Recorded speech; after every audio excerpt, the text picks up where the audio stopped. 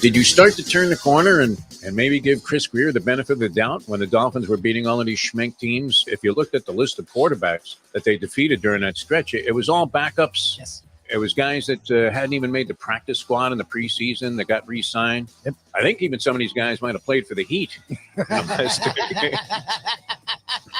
Nick Wallenda, unbelievable. What was his latest that he was like walking across two buildings in New York City, which would be much more dangerous if you were on the ground, if you look at what's going on in New York City, would it not? Would you rather be on a tightrope crossing, say, Madison Avenue? Of course, no matter how treacherous, no matter how windy. That still is one of my visions that I will never be able to erase when Osteen was making out with Nick Wallenda's wife while he was saying, "Pray for me, Joel." And he's sitting on the side of the canyon there going, "I don't think you're going to make it back, Nick. You know, the Lord has chosen a path for you, and it's not necessarily a favorable one right now in terms of crossing the canyon." The time. Wake up with Defo, joined by Lubie. Welcome to the Defo Show.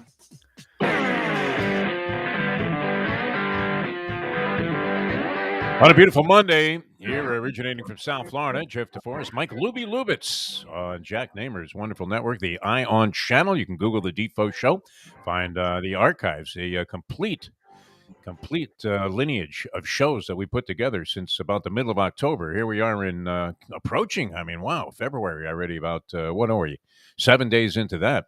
Pretty amazing. And the Super Bowl comes up this Sunday.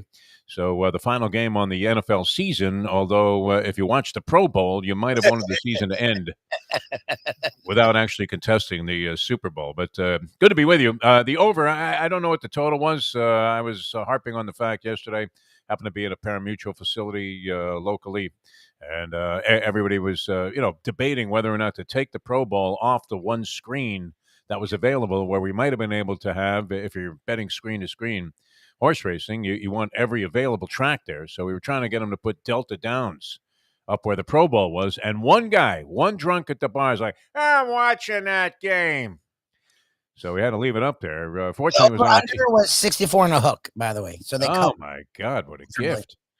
Holy moly. What was the final there? 41-35. So you had 76 points. It was over in halftime. You're saying it was the most feeble representation of football that you've ever seen, that you've seen better tackling and hitting Pee-wee in a touch football game at an elementary school. You know? I think we hit harder in Brooklyn in the streets playing touch football than they did in that game. Why don't they just make it a touch football game? It would be entertaining, no? I mean, why pretend that you're playing real football in the Pro Bowl? But nonetheless, I mean, it happened in the right site. And I do believe this, that all All-Star games should be held in Las Vegas.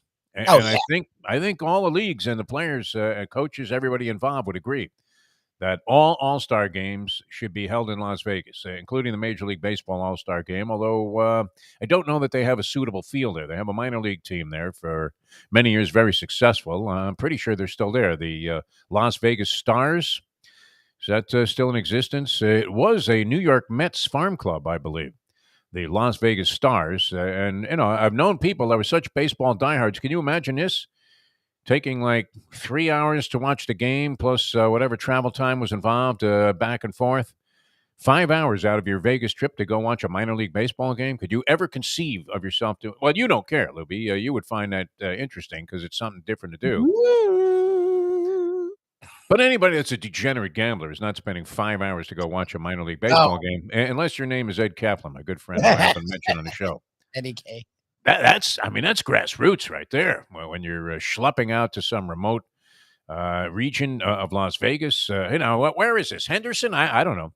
But the Las Vegas Stars, I don't know if they could accommodate a Major League Baseball All-Star game, but all other All-Star games should be held in Las Vegas. You know that the NBA players would love it, right? I mean, if you've ever seen those guys gamble, if you've ever been in Vegas, and I'll never forget seeing Dennis Rodman shooting craps when he was with the Chicago Bulls. I think that was when he was on that hiatus from the Bulls that was documented in The Last Dance, the Michael Jordan thing, 10-part series. Yep. which people were saying that maybe that was a little excessive, a 10-part series, considering that I binge-watched Ozark, the fourth season. Oh, nice. Good for you. Look at you. Well, and it ended in kind of an oddball fashion. Did I mention this last week? Don't give anything away. I'm only on like episode 4. So don't give anything away. Okay, no, I won't mention how it ended, but I mean, it ended in a way that you said, well, that can't be it. I mean, it was very much like The Sopranos, where you said, wait a minute, that can't be it. They must be coming back with a movie or another season or something.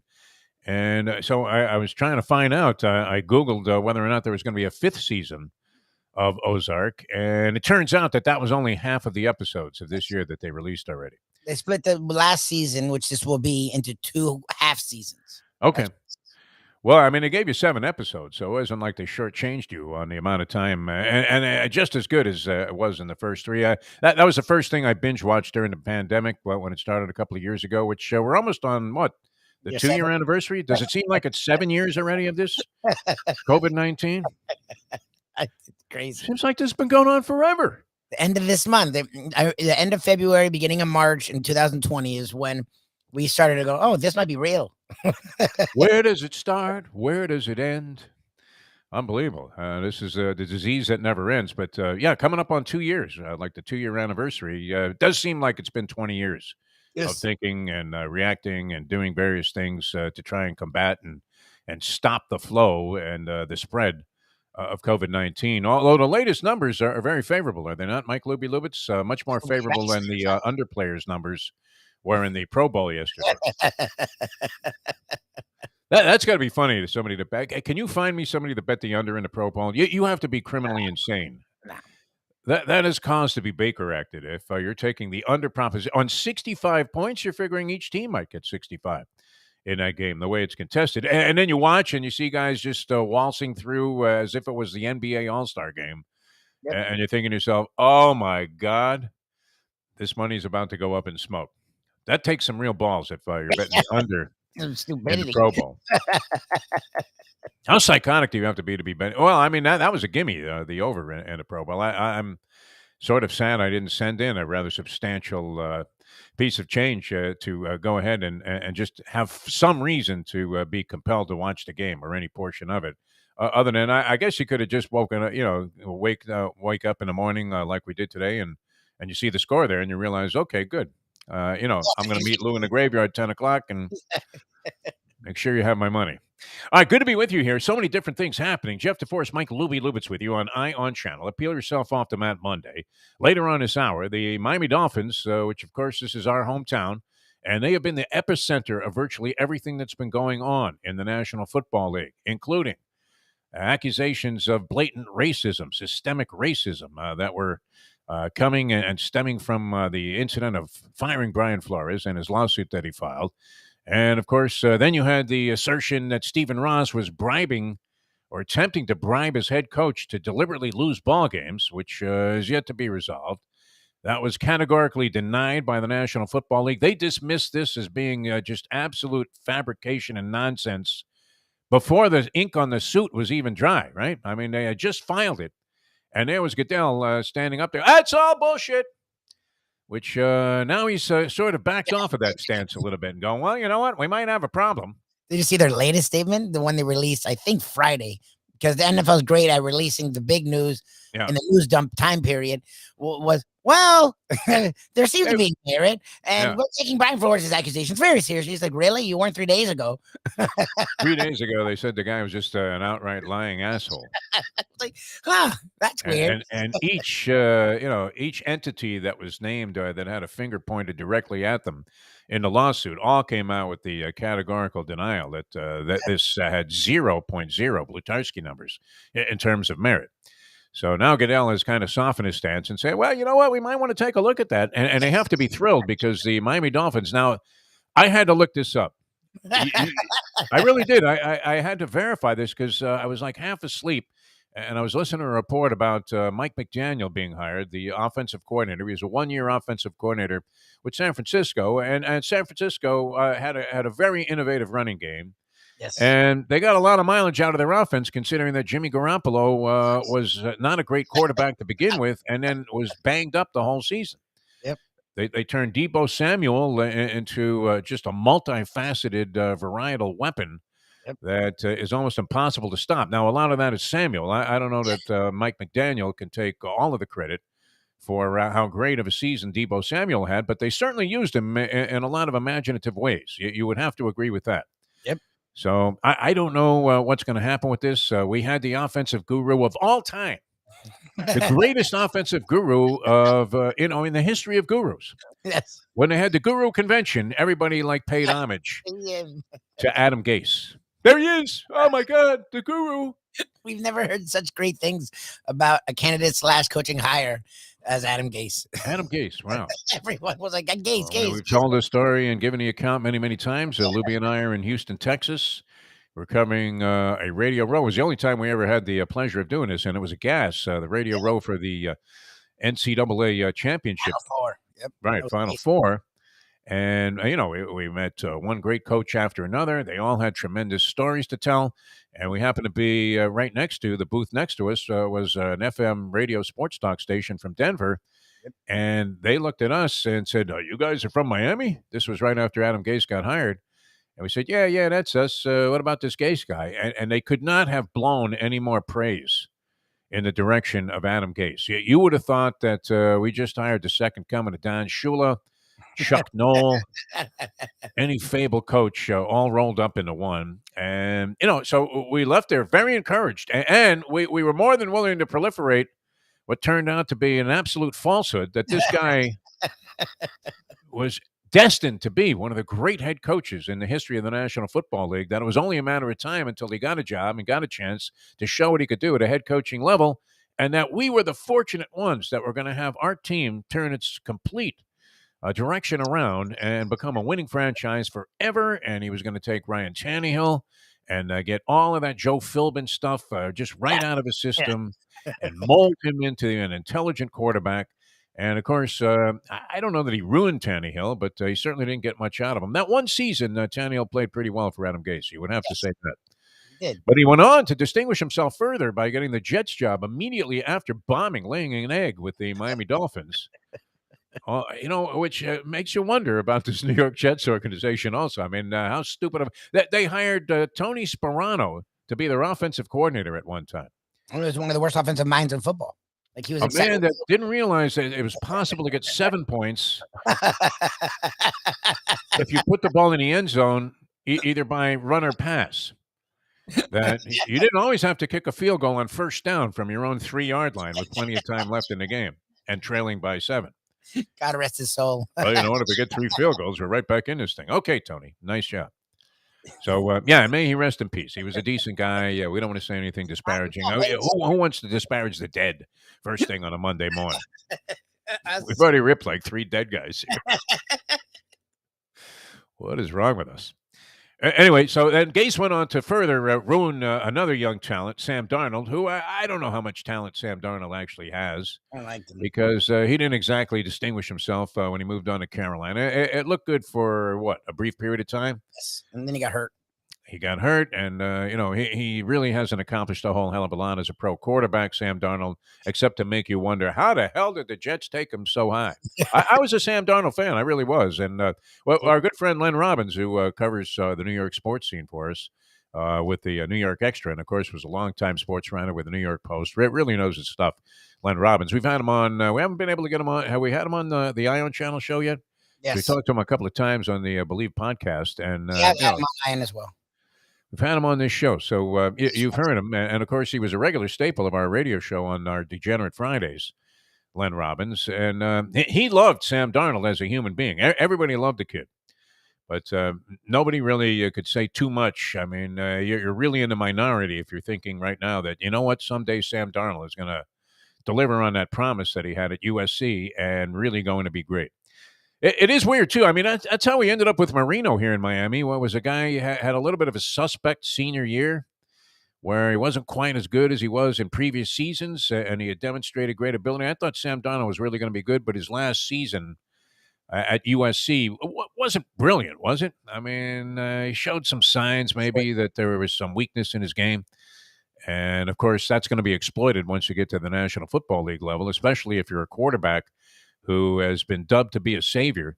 And you're going to, obviously, if you're being drafted very highly, in almost all cases, you're going to a really bad team from the year before. We've seen it a zillion times where guys just absolutely bomb.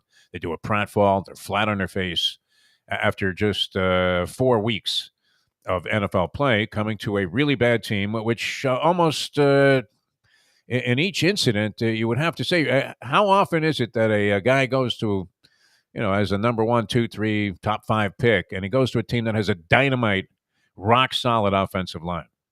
Very rare. No, you would have to say.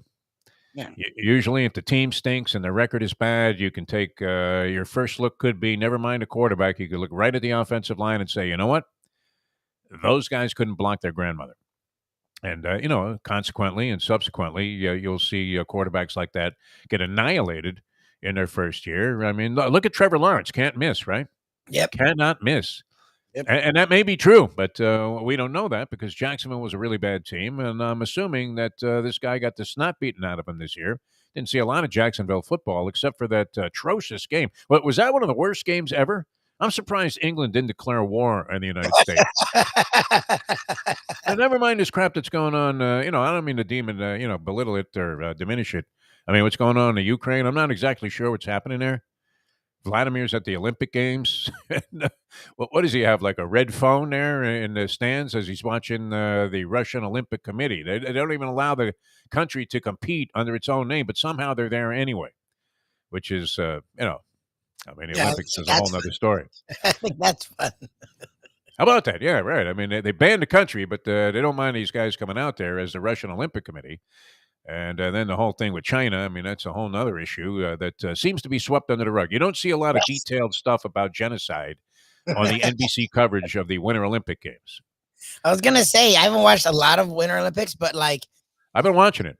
Have they talked at all about, they're always great about human rights, not mentioning the things that we've all were mentioning for every minute up until, I know they're not going to hammer it, but you would think, Nike's not taking you on a tour of the factories. I can assure you.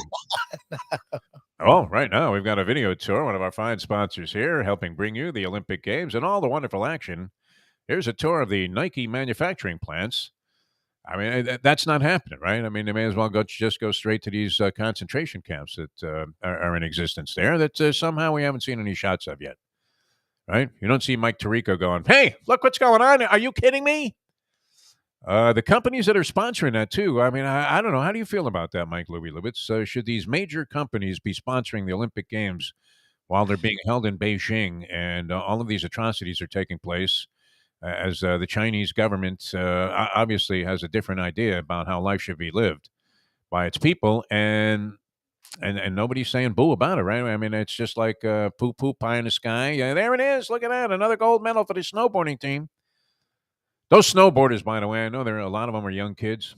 They're all flat out of their minds. How the hell do they do that? Are you kidding me? On snow? Psychotic. Guy's doing, what is that? Like a 1460 or whatever. I mean, how many revolutions is that? They do 1400s. I'm like, 1400. I'm like, what the hell? My God. 1440, I guess it is, right? You got the 720 or whatever. I don't know. Yeah, it's hard to follow because why don't you just say it's 4 revolutions? It'd be a lot easier for me to do the math on that. So I've seen a lot of that. Jimmy Roberts looks like he's getting a little bit old, huh?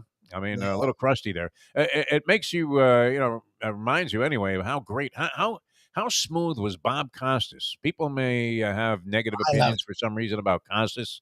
Was there ever a smoother television host when it came to the Olympic Games? I don't think he flubbed a word in like 50 editions of the games. Remember, he had the pink eye, and he just went with it. Yeah.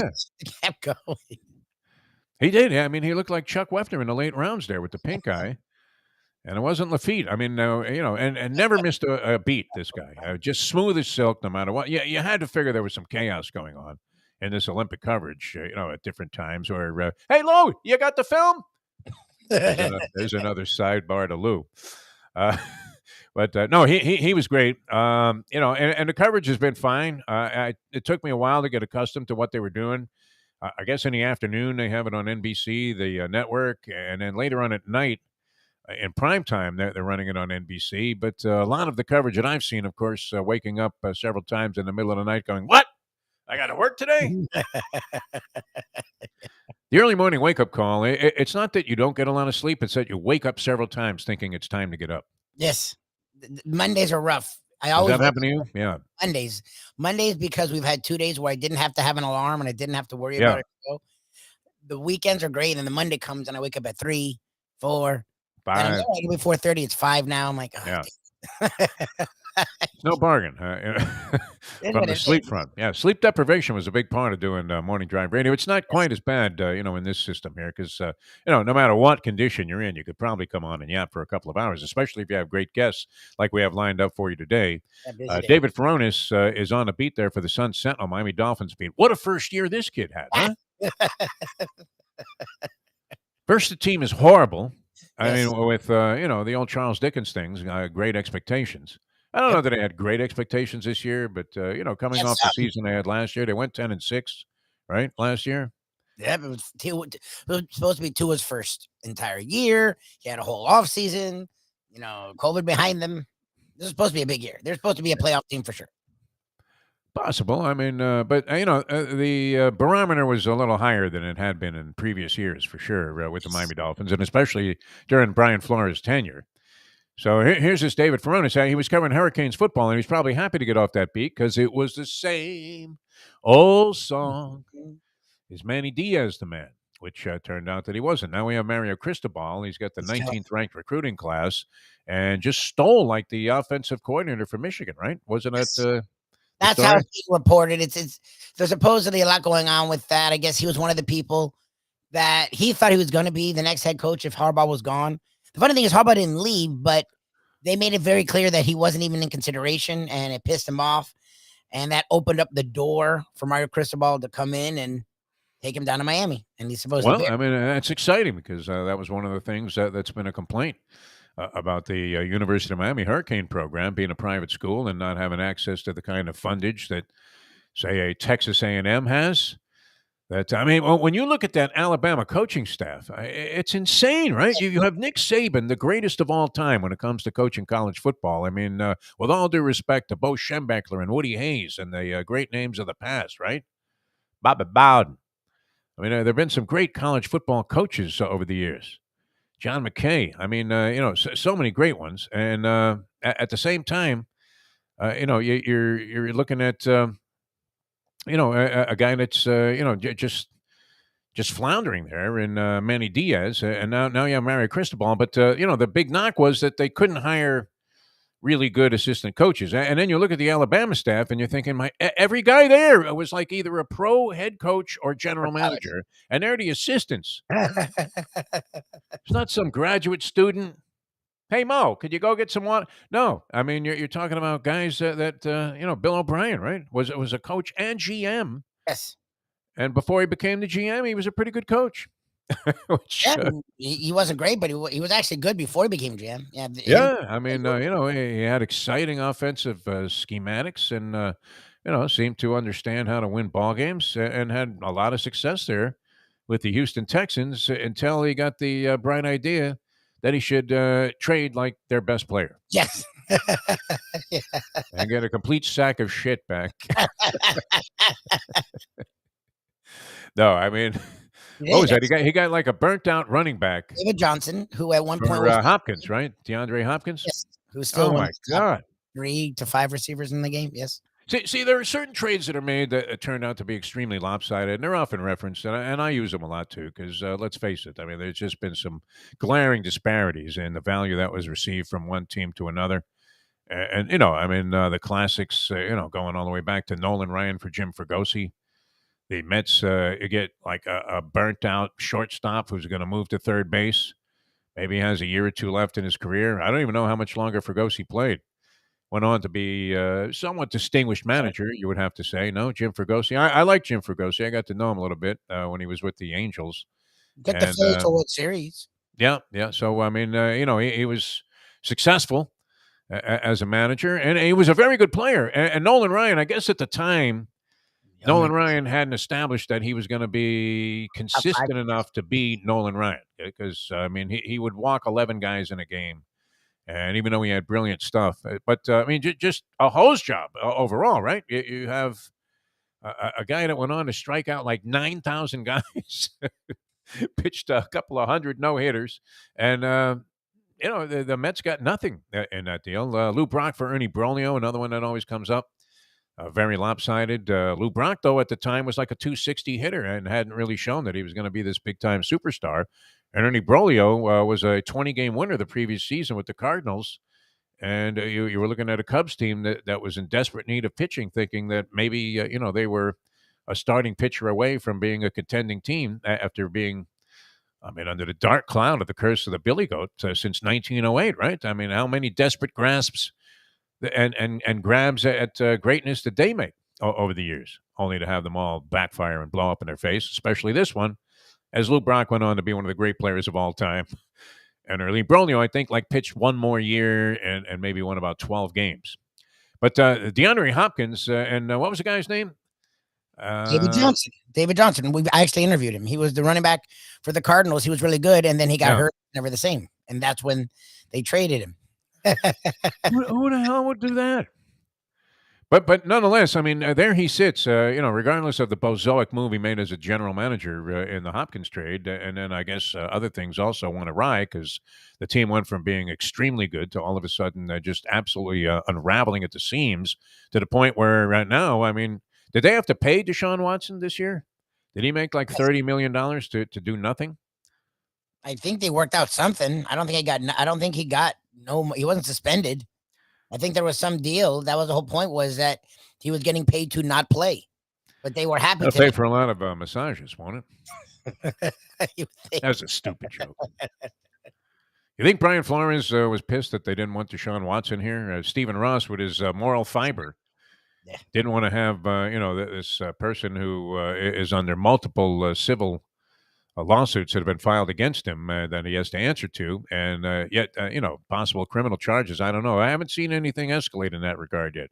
Would you think if criminal charges were in order with this Deshaun Watson case? So let's put our lawyer cap on here. Sure. If criminal charges were largely pending, and it was only a matter of time before they went ahead and made a criminal charge against this guy, wouldn't it have happened by now? With the number of women that have come forward and offered, I guess, whatever evidence they've had to go ahead and have any kind of a civil case, wouldn't you think that whatever prosecution was involved here would have come to the conclusion that, you know what, we have enough on this guy, let's go ahead and charge him criminally? So does that make you think that there's a possibility that, how could this all just go away for Deshaun Watson? Well, it won't. No, it's just the court case wasn't scheduled till this month. So it's still this month. So at some point this month, I think the end of the month is when they finally start hearing all the stuff. And even though it's civil, that's what they're waiting for, is to see what comes out and what, because the NFL reacts. They're not active. They're reactionary. So they're going to wait to see if there's anything that everyone gets mad at. And then they'll go, oh, people are mad, I guess we'll suspend him now. That's sort of how they do things. Nothing's come out yet, so they've just sort of left it alone in the weeds, waiting to see how it explodes. They must have them all, right? They must have Sean Spicer, Sarah Huckabee Sanders, Haley McEnany writing these statements that the NFL puts out there in reaction to virtually anything. And who really got off the hook on this whole thing? Oh, Danny boy, Dan Snyder. Yeah, because with all the different things that are happening in the NFL and the escalation of conversations about Brian Flores' lawsuit and whether it has any merit, and Goodell doing an about face now, going, you know what, we might have to look into that. Sorry, Brian, you might be onto something. You ever have an argument with a friend and you were adamantly sure that your opinion was correct, and then you realize later that you were dead wrong? Oh yeah. And then the next day you have to go, you know what, Joe? I probably owe you a lunch because I couldn't have been any more wrong about that. That's kind of what happened with Goodell, no? 100%. This man's a liar. He's a farce. He's a fraud. You were expecting Joe Rogan today? Is that what you were thinking? There's a guy in the jackpot. See, if you score first, though, before you get in the jackpot, it doesn't matter, yeah. You kind of skate, don't you? Well, you just don't care. I don't know. I mean, money isn't everything, obviously. We're an example of that. I mean, But nonetheless, I mean, if you have enough capital, you can pretty much. I was watching that Jeffrey Epstein thing, man. How many guys did he buy off? My God. That guy. Oof. The amount of evidence against this guy in that Palm Beach case was humongous. I mean, just it was a bigger pyramid of evidence against him than that pile of DNA that Marcia Clark and Chris Darden. OJ's case actually looked like a good one. When you I would believe Barry Scheck. Scheck, who turns out to be a very credible guy. It shows you a defense attorney has to have no conscience whatsoever. No conscience. My whole life I wanted to be a lawyer until I saw what they had to do. I'm like, yeah, I'm okay. Yeah, Dershowitz was involved in this thing with Epstein. It didn't come off looking too good. Come on, Alan. You were on the island. He was there. Like weekly. I don't want to say anything about that. I didn't even mean to get in that direction because there's so many things happening. We have the Super Bowl on tap, so we're going to have some special stuff along the Super Bowl lines. We have some new innovations here also, Lubie, coming up here, courtesy of the lovely Amy and Ion Channel. Great work. If you ever doubted the ability of these guys to make something look good, wow. Great job. I mean, that thought was immediately erased when I saw the new commercial look that we have. Featuring the many fine sponsors. And we couldn't be any more proud of the people that we represent because not only did they support us for a long, long time when we were doing radio, but the people that are on the show stuck with us and said, you know what, kid? Don't worry about this. You can do this. We'll make it happen. So, we certainly appreciate all of that. But Amy has taken this to a new level now. And couldn't be any more proud of the fact, because people have been telling us, hey, we don't want to see your ugly face during a break. You're scratching your armpits to see if you got a little schwitz down there, fixing your hair, doing all of this stuff, picking your nose. Lubie, you got a lot of nose picking. Comments on that. And everybody said the same thing. It looks ridiculous. So it took us a few months, but we were able to pull it off here. And, and it was all on Amy, this whole move. We were supposed to be helpful, and we were not helpful. We did nothing. I mean, honestly, we had zero to do with this huge step up in class that we're about to take here on the program. Oh, just a heads up, by the way, since we did bring it up. We haven't done one of these since we came over here, so I figured why not today? Our first Defo Show poll on Twitter here was joke variety. I figured why not go for it. Will Mike McDaniel be the guy to turn it around for the Miami Dolphins? It's on Twitter right now, at Defo Show right now. 73% say, hell yeah. We want you. Oh, yeah, they're all for it, huh? Yes, we've had actually a good amount of votes since I released it like 3 minutes ago. At Defo Show on Twitter. Check out our latest poll, and you can always check us out there as well. It's hard to backtrack now, and I was watching this thing on Tony Bennett, I guess, on 60 Minutes last night. I'm not sure if that was a new episode or what. Where, he's doing his final show there at Radio City Music Hall with Lady Gaga. And he's badly afflicted with Alzheimer's. Oh, really? And the remarkable thing is, he couldn't tell you, like, if you told him your name right now, he couldn't remember who you are, right? But when he got up there on the stage, he belted out these tunes as if, he was going back 40 years ago. That's Never amazing. missed a beat. How weird is that? That's crazy. I guess Glenn Campbell was doing that with Alzheimer's, but, he also showed a lot of signs. So Tony Bennett had and I don't have him in the Deadpool of you, so don't even think that for a second. That's an ugly thought. I saw what you were thinking. I could sense it. Tell you what, when you watched the piece, you thought, Tony probably is just counting the days, but nonetheless, sang brilliantly. It was just absolutely fantastic. So, and the early signs were very similar. It took me 45 minutes on my walk of life last night, me, Mr. Boxing, right, to come up the name. Remember the boxer Adrian the Problem Broner, who everybody hated because he was like a Mayweather clone of sorts? I thought he was going to be amazing, and he was a total lunatic. Lunatic. But I started trying to think of the guy's name, and then I had walked like 2 miles by the time I came up with it, and I don't even know. It just slipped in out of nowhere. That's what always happens. So you start to worry about stuff like that. And then when it comes to tracking the Send in the Clowns lineage now, of Dolphin coaches since Don Shula. Can we name them all? I mean, you had Jimmy, obviously. I guess you have to go post Jimmy, right? Because Jimmy was, very credible coach and obviously did some very good things. So you had Wannstedt, correct? Yes. And after Dave, where did we go? We didn't go to Philbin after Dave. There was somebody, Coco Cameron. Wasn't Cameron? You had Jim Bates. Then you have his like. Well, Jim Bates was just an interim guy. Saban wasn't Saban. Oh, Nick Saban. Yeah, we had Nick Saban also. Saban was after Wannstedt, and then either Bates was the interim for Wannstedt into Saban, and then Saban had an interim too, didn't? Oh, wasn't that Bowles? Who was Saban's? Could have been. Yeah, could have been. Interim. Saban's had an. Oh, I'm gonna have to look it up. See that's where it gets interesting. This man McDaniel is the 14th head coach in Dolphin history, but they had one for like 50 years. So, I mean, the last 20 years have been nothing but coaching turmoil and hell, and that's why that's a very difficult question to answer. What you put up on the poll there on Ion Channel. I'm glad you did this today, and of course we're streaming audio and video, and a lot of people catching the audio apparently, and we're happy that you're tuned into the video as well here on Ion Channel, and just Google the Defo Show, and you can find it. And it's a lot of fun doing things this way. But the question, you become so tainted. Selling false hope has been the history of South Florida sports for a long, long time, with rare exception. And the Miami Dolphins have been doing it for how long now? I mean, how long can you be just mid-pack?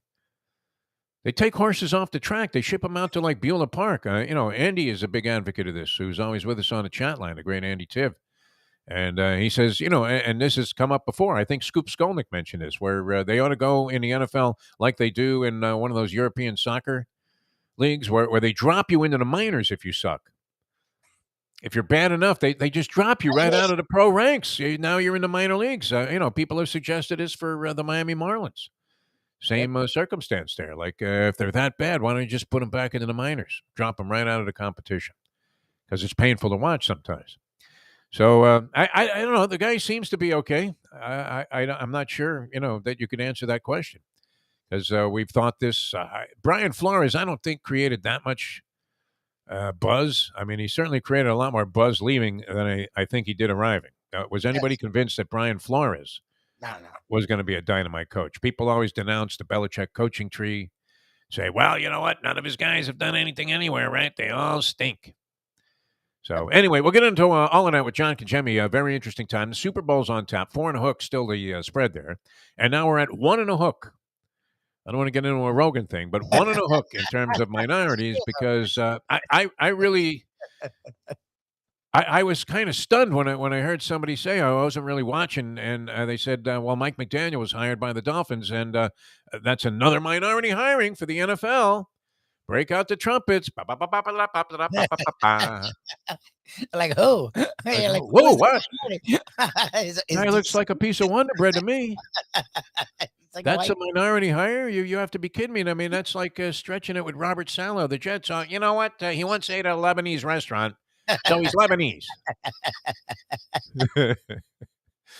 Boy, the NFL, I tell you what. See, it's on the owners to change that. That's the only thing that could happen. I mean, that's pretty obvious. And you would have to, I don't know if you need a conscious effort on the part of the owners to just say, you know what, let's turn this around right now. If there are two candidates of even remotely equal levels, let's give it to the black guy and erase this, series of just overlooking these candidates who obviously, I don't know, how are any of these black candidates that are up for head coaching positions whose names are prominently mentioned any less qualified than this guy who's been offensive coordinator for 1 year, who everybody naturally just assumes, okay, he's going to do a great job. Well, no, and the enemy finally had a legit interview. The Saints interviewed him for 8 hours. So it seems like he is their front runner, so that'd be cool. But it is funny, all the negatives they would say about Bieniemy, Nagy did it less long. Like, Bieniemy's been now, 4 or 5 years offensive coordinator, and they've had their most success with the Chiefs as Bieniemy is the offensive coordinator. Nagy was there for like a year as offensive coordinator. They had just started their run, and he magically got a head coaching job. Peterson was offensive coordinator under Reed for not long at all, and he got a head coaching job. Bieniemy, the same job for longer. Well, he doesn't call the plays. Okay. Well, and apparently, I guess this McDaniel guy didn't call plays for San Francisco. Probably not. Because Kyle Shanahan, came from an offensive coordinator background, and, I don't know that he wanted to relinquish that control to some schmeck who was coordinating the running game. No, I don't know. I hope the guy does well. He seems like a good guy, enthusiastic, obviously well-educated, went to Yale, sorry, Duke. I mean, I have to give him a little bit of a nod, right? Yale, Harvard, right? No. Duke would say that Yale is basically like an online school by comparison. I know that they hate each other. Yeah. It is classic, the rivalry. Like he would equate Yale with DeVry University, probably. He's like Yale. All right, David Furones, outstanding reporter, local newspaper here in South Florida, and aptly named the South Florida Sun Sentinel. He's been on the Dolphin beat for 1 year, and he's seen it all. Yes. So he's going to join us next year. I hope you guys enjoy the visuals. Actually, we're just hoping it works. The visuals that we're about to present to you from our fine sponsors. And we do want to mention here live and in person what's going on at Hialeah Park. And, of course, Frank Fiore, one of our longtime allies, all the people there in Hialeah Park, couldn't have more respect for him. And, the way they have been solidly behind me in my entire career. And I love talking about the place. I really do. I mean, it's genuine. It's sincere. Because the Champion Simulcasting Room, when we were broadcasting live from there, just always reminded me of the finest facilities that you would find. I would prefer this, and this is no baloney, no hyperbole, Lubie. I wish they had the Champion Simulcasting Room in Las Vegas. Oh, yeah. So you bring a little bit of Vegas here, and then you have the casino, which is fantastic, and people are hitting big jackpots there. I mean, they're just busting these machines up. I'm surprised that Steve Calabro doesn't just cart them right out of there and say, hey, listen, hey, Mo, get this one out of here. It keeps paying off. But they don't think like that there. They want you to have a good time. So it's a great place, really well run, and they've been professional from top to bottom in everything they do for a long, long time. Great place to have, special events and things of that nature. Night out on the town. You bring everybody from the condo association down there, whatever you want to do to have a good time, whether it's as an individual or a group. Hialeah Park has something for you. Great food and drink, and always a tremendous atmosphere. Open till 3 a.m. on the weekdays and 5 a.m. on the weekends. They have the simulcast and the poker room, the casino, and all kinds of entertainment going on constantly at beautiful Hialeah Park. All right, here we go, guys. Take a look at this. And now, not only a word, but a view from some of our fine sponsors. So we're not doing this anymore? With that. Yeah. Now that. Yeah. I meant to say that. It's 7:42. I have to do a mathematical extrapolation here. Here we go. Poker is your game. You're covered in style. And you can play all your favorite Vegas-style games, including blackjack, craps, and roulette in Hialeah Park's sizzling hot casino. Get a player's card when you walk through the door for all kinds of generous amenities, including our favorite, free play, when you come out to the ultimate casino and entertainment destination, Hialeah Park. These days, we're all looking for comfort anywhere we can find it. Thank goodness for Landlubbers Raw Bar and Grill in the Plantation location, because they are making sure you are as comfortable as possible. You're going to have the best wings in the world.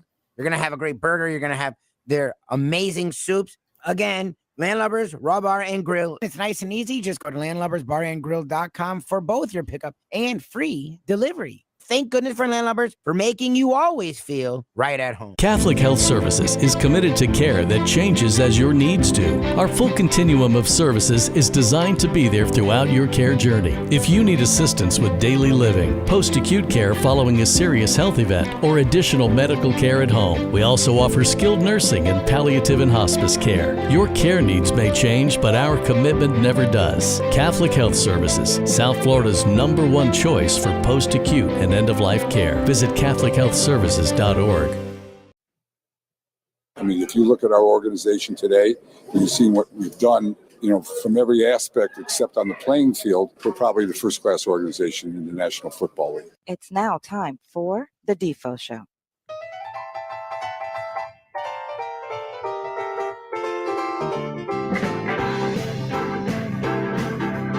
That was big. I thought that was great, man. Thank you, Andy, for the kind words there. We do owe it to the lovely Amy Ion Channel for that new innovation here. Let's see. It's November, December, January, into February. Almost 3.5 months here. And we finally got our first video visual ad there during the break. By our standards, that's impressive. I thought it'd take a year for us to get that going. So thank God for Amy. All right. Speaking of a year, and this is terrific, right? I mean, it's not like they put this guy on the golf beat. And the only story with any spike to it or spark is that Phil Mickelson is pissed that he's only made $100 million on the tour. and he wants to point the finger of greed right in the eyes of the commissioner of the PGA. David Furones from the South Florida Sun-Sentinel joins us here on the Defo Show. Jeff Deforrest, Mike Lubie, Lubitz with you on the Ion Channel. And David was covering the Hurricanes for several years. Young guy and gets, the big leg up to cover the big ball club here in town, the Miami Dolphins, NFL, obviously number one, a dream position. And David, I don't know that you could have asked for much more. I mean, whatever controversies were surrounding the Dolphins when the season started, and then, of course, they have that horrendous beginning at 1-7, losing 7 straight after beating the Patriots. Then they turn that around, and this turmoil that's happened ever since. I mean, there is not a dull moment in this first year. If any succeeding year of your career as a beat writer on the Dolphins equals this, I would imagine you'll either be worn out or absolutely thrilled. How are you, David? I'm doing well. Never a dull moment, indeed. And now we're ringing in a new era. Mike McDaniel is the Miami Dolphins head coach. What do you think about that? I mean, what's the word on the street? How are people feeling all of a sudden? Now, I didn't realize he was a minority. I had to look it up. And I guess we now have one on a hook in terms of black head coaches in the NFL. But, they considered that to be, another minority hire. And, I mean, now, of what level of importance will it turn out to be, in your opinion? Right. Well, Mike McDaniel, he's an offensive whiz. His background is in developing the running game. He's a run game savant of sorts with San Francisco 49ers. Before he got the promotion last offseason to offensive coordinator, that was his role. And we know the 49ers offense has been keyed around the run game these last few years with Jimmy Garoppolo, the quarterback, that the run game has been the strength of the offense that year when they went to the Super Bowl here in Miami. Now that was the 2019 season. And then obviously making this run to the NFC Championship game. We see the creativity with what he's done with wide receiver Devo Samuel and incorporating him into the run game. Just how creative of an offensive mind he is. So, the Dolphins went back to offense here. 38-year-old first-time head coach. So another first-time head coach because the last several hires going back to – you got to go back to Dave Wanstead for the last previous head coaching experience, NFL head coaching experience at least. Nick Saban, obviously, in college and whatnot. But he's the next hire. He's now going to have to build a staff. He's going to have to show that he can command the locker room. All the other things that a first-time head coach has to prove. And one thing about Mike McDaniel is whichever direction the team goes, it'll be fun going that direction because the guy's upbeat. If you watch his press conferences, they're all really enjoyable. So that's one thing I'm excited for as a media member. So it'll be excited to get going here. It won't be like attending those Joe Philbin press conferences that we were unfortunately subjected to. I'd have to go through those. Brian Flores and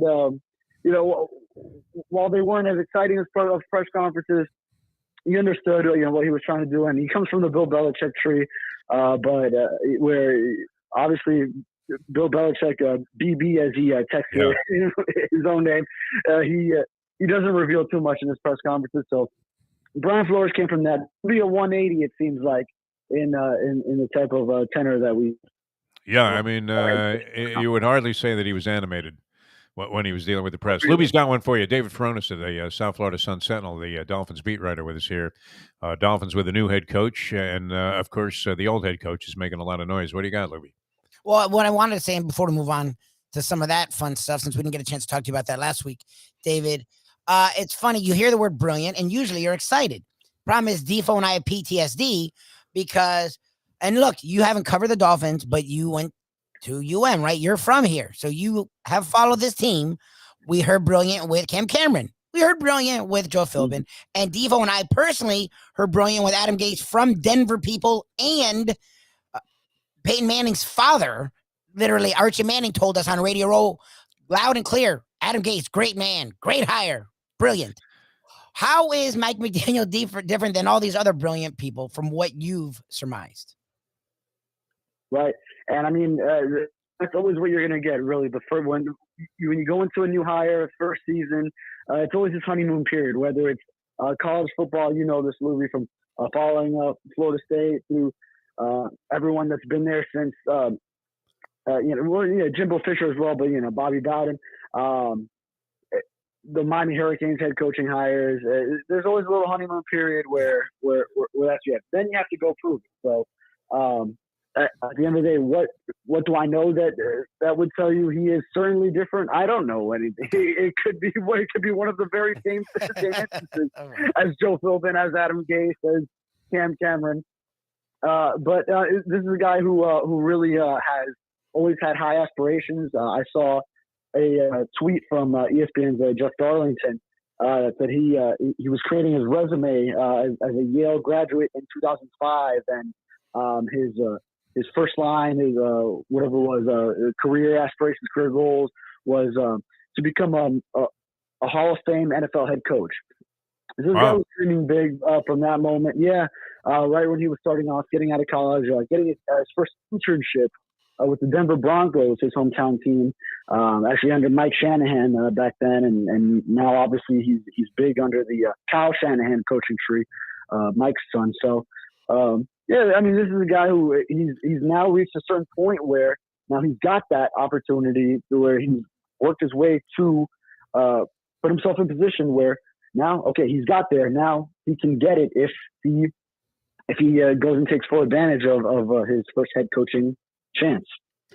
David Furones, beat writer for the Miami Dolphins for the South Florida Sun Sentinel, with us here on On Channel, the Defo Show. Jeff Deforrest and Mike Lubie. Lubitz, John Congemi going to join us in the second hour of the program here with a little very appropriately named today, Dateline Dolphins. Rarely, David, do you hear a coach get up? It's kind of like one of my favorite press conferences, and I used to make this an annual affair with the Canes, and you attended many of these, was the day of the National Letter of Intent signing, and the coach would get up, and you would never hear a coach say, Jesus, I mean, I can't believe these bozos couldn't sign any of the local kids. We got nobody that we wanted. This is the worst recruiting class. I sent, Joe out there to Palmetto High School, and this guy couldn't get a dog to eat meat, much less talk a kid into coming here. I mean, you never hear like the anticipation of failure, which unfortunately, for a lot of teams, it turns out to be the case. The Giants, New York Giants, are in the same kind of syndrome with coaches that the Dolphins are, and maybe even at a more accelerated pace, because their guys only go 2 and out. And, they're with another guy in Brian Daboll, who the Dolphins supposedly had interest in, saying very much the same thing. Culture's going to change. Everybody's going to be on the same page. We're going to do a lot of crazy things. And, Daboll at least said, I don't know if I'm going to be the greatest coach in history, but you're right. There's always that optimism there, and rarely do the people actually resign themselves to what probably is the imminent failure. All right, the big story for us out of the Brian Flores thing, David Furones, well, it wasn't so much the racial aspect of it, because we all see that, what's going on there. They're beating their chest. They're at 1 and a hook out of 32 teams in terms of black head coaches. So, they're making progress there? No. And Goodell's position originally, he hadn't even seen the lawsuit, and he's already saying, yeah, you know what? Flores is full of shit. I mean, that was basically his position there. It was very much like the previous presidential regime, the press conferences and the releases that were coming out. And yet, we look at it and go, wait a minute.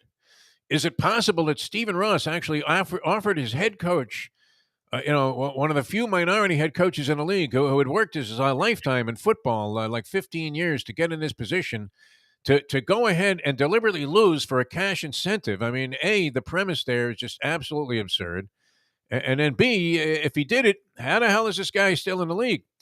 So, they categorically denied that. And now the league, after, I guess, receiving a lot of negative pressure from people saying, what, you're going to overlook that? Said, well, you know what? We might have to launch a little bit of an investigation. But what did you make of that whole thing? And I know it might be very difficult to prove on Brian Flores' part. He says that there are witnesses that overheard this or whatever. But, the out is, I guess, as we've discussed on the show, Ross says, well, I was only joking, and I never gave this guy any money to lose games. What are you talking about? So what did you make of all of that, David Furones? Right. I think that was pretty comprehensive right there. You bring up a lot of good points. The standard for proving it, and obviously the NFL's reaction, initially being on the defensive in all aspects of the lawsuit, the tanking allegations, the racial discrimination portion of it, and then now turning on that, saying you have to investigate it as a league. So there's a lot of factors at play here. So it'll be interesting to see what comes of that. Obviously, Brian Flores' firing was very surprising that Monday morning. So after he had back-to-back winning seasons, obviously won 5 games with a very talent-depleted roster in 2019. So if the Dolphins were trying so hard to tank and lose games for the number 1 pick, then he turned out not to be the guy to do that, because he got the most out of his football team, his roster that season, and win 5 games, end up with the number 5 pick, Cincinnati Bengals, number 1, and then ended up with Joe Burrow. Now they're in the Super Bowl. So you see the reason why the Dolphins are going for it, even though it was initially for Tua Tagovailoa, they still ended up with him. But he obviously got hurt that last season in college, and then had to recover from that through the draft process, and then his first off season, or going into his first season. But he said Brian Flores is claiming $100K was offered to him for losses. I don't know at what point in the season that began, because initially it looked like the Dolphins were surely going that way without any cash incentive. Didn't need to offer any money. Yeah. If you watch those first 2 games that season, oh my God, against the Patriots, it looked like they were surely heading there. I didn't think they were going to come close in 1 game that year. Then you saw the slow progress, and give Brian Flores credit for coaching that type of roster to 5 wins in the last, what would it be, 9, because they started 0-7. Yeah. So 5-4 to finish the year, ending up with a win against the Patriots. So, I'm not sure what to tell you on it. I don't have any information on what could have, may have, or may not have happened, but there will be some standards to prove. Brian Flores says he has people that could verify it, that were there to see it, but obviously there will be a high standard of to prove this. It's believable, and yet at the same time, you're thinking, unless you could show that there was some kind of direct deposit of 100 dimes into some Cayman bank account with Brian Flores under an alias's name on the account, I don't know that you can stick Stephen Ross with that, even though, supposedly the story goes, David, that, he was angry and upset that they were blowing their opportunity for the number 1 pick. And you could certainly see that, because whoever has his ear, who is advising Stephen Ross on all of this stuff? I mean, it can't be Nat Moore. I mean, he's sitting up there in the box. Nat has more sense than this. Who is it that has Stephen Ross's ear that is constantly giving him possibly the worst advice exactly that any sports owner has ever received in the history of the modern American sports landscape? Well, see, I think Steve Ross, he beats to his own drum. He's really running his own show. So, he's calling his own shots here. So with the direction that he goes, yeah, exactly. You think the wife that's checking out on him knows what happened with that bribe? Is that a possible source? Maybe that was part of it. You're going to give Brian Flores what, to lose games? And here's the other thing: Brian Flores never said he accepted these bribes. Right. So no money changing hands. Yes. Right. I don't think we'd have the proof of the money exchanging hands. It would have to be secondhand sources that were either in a room with him hearing this, or even then it could just be he said. I can't see that sticking unless there was some actual monetary transaction that took place, right. that you could distinctively see that this was it. But you know what? He should have been beating his chest, Stephen Ross, about the brilliant hire. Brian Flores should have been Coach of the Year that year for taking Ryan Fitzpatrick and having a team win 5 of its last 9 games. They couldn't make the line big enough to entice people to bet on the Miami Dolphins that year. They were getting like 27 points a game against average teams. But, Fitzpatrick was the least of their problems. Fitzpatrick was the greatest positive that he had that year. Yeah, and then right. So I mean, Flores and the fans loved him, and they were optimistic after that year. Right. And that's why I was so surprising when Flores was fired, because he got the most out of that season's team, and then a 10-win 2020 season, another winning season this past year at 9-8 with the extra game. So if Brian Flores says, well, the relationship deteriorated going back to that first season when he didn't want to tank, and then when he allegedly, according to the lawsuit, did not want to tamper before sources say it's Tom Brady's free agency, the unnamed quarterback in the lawsuit. Then maybe it did, but I mean, he was still kept around another couple of years after those incidents. So had to be a lot of fun, and I mean, being in the front office. We thought the Nick Saban era, had turmoil in the front office and the executive suites there of the Miami Dolphins. But imagine, the owner's in his office there, and Brian Flores is down the hall. They hate each other like poison. I didn't know I jumped in on that. I started last season. I didn't know. Russ has all his yes men, including the GM.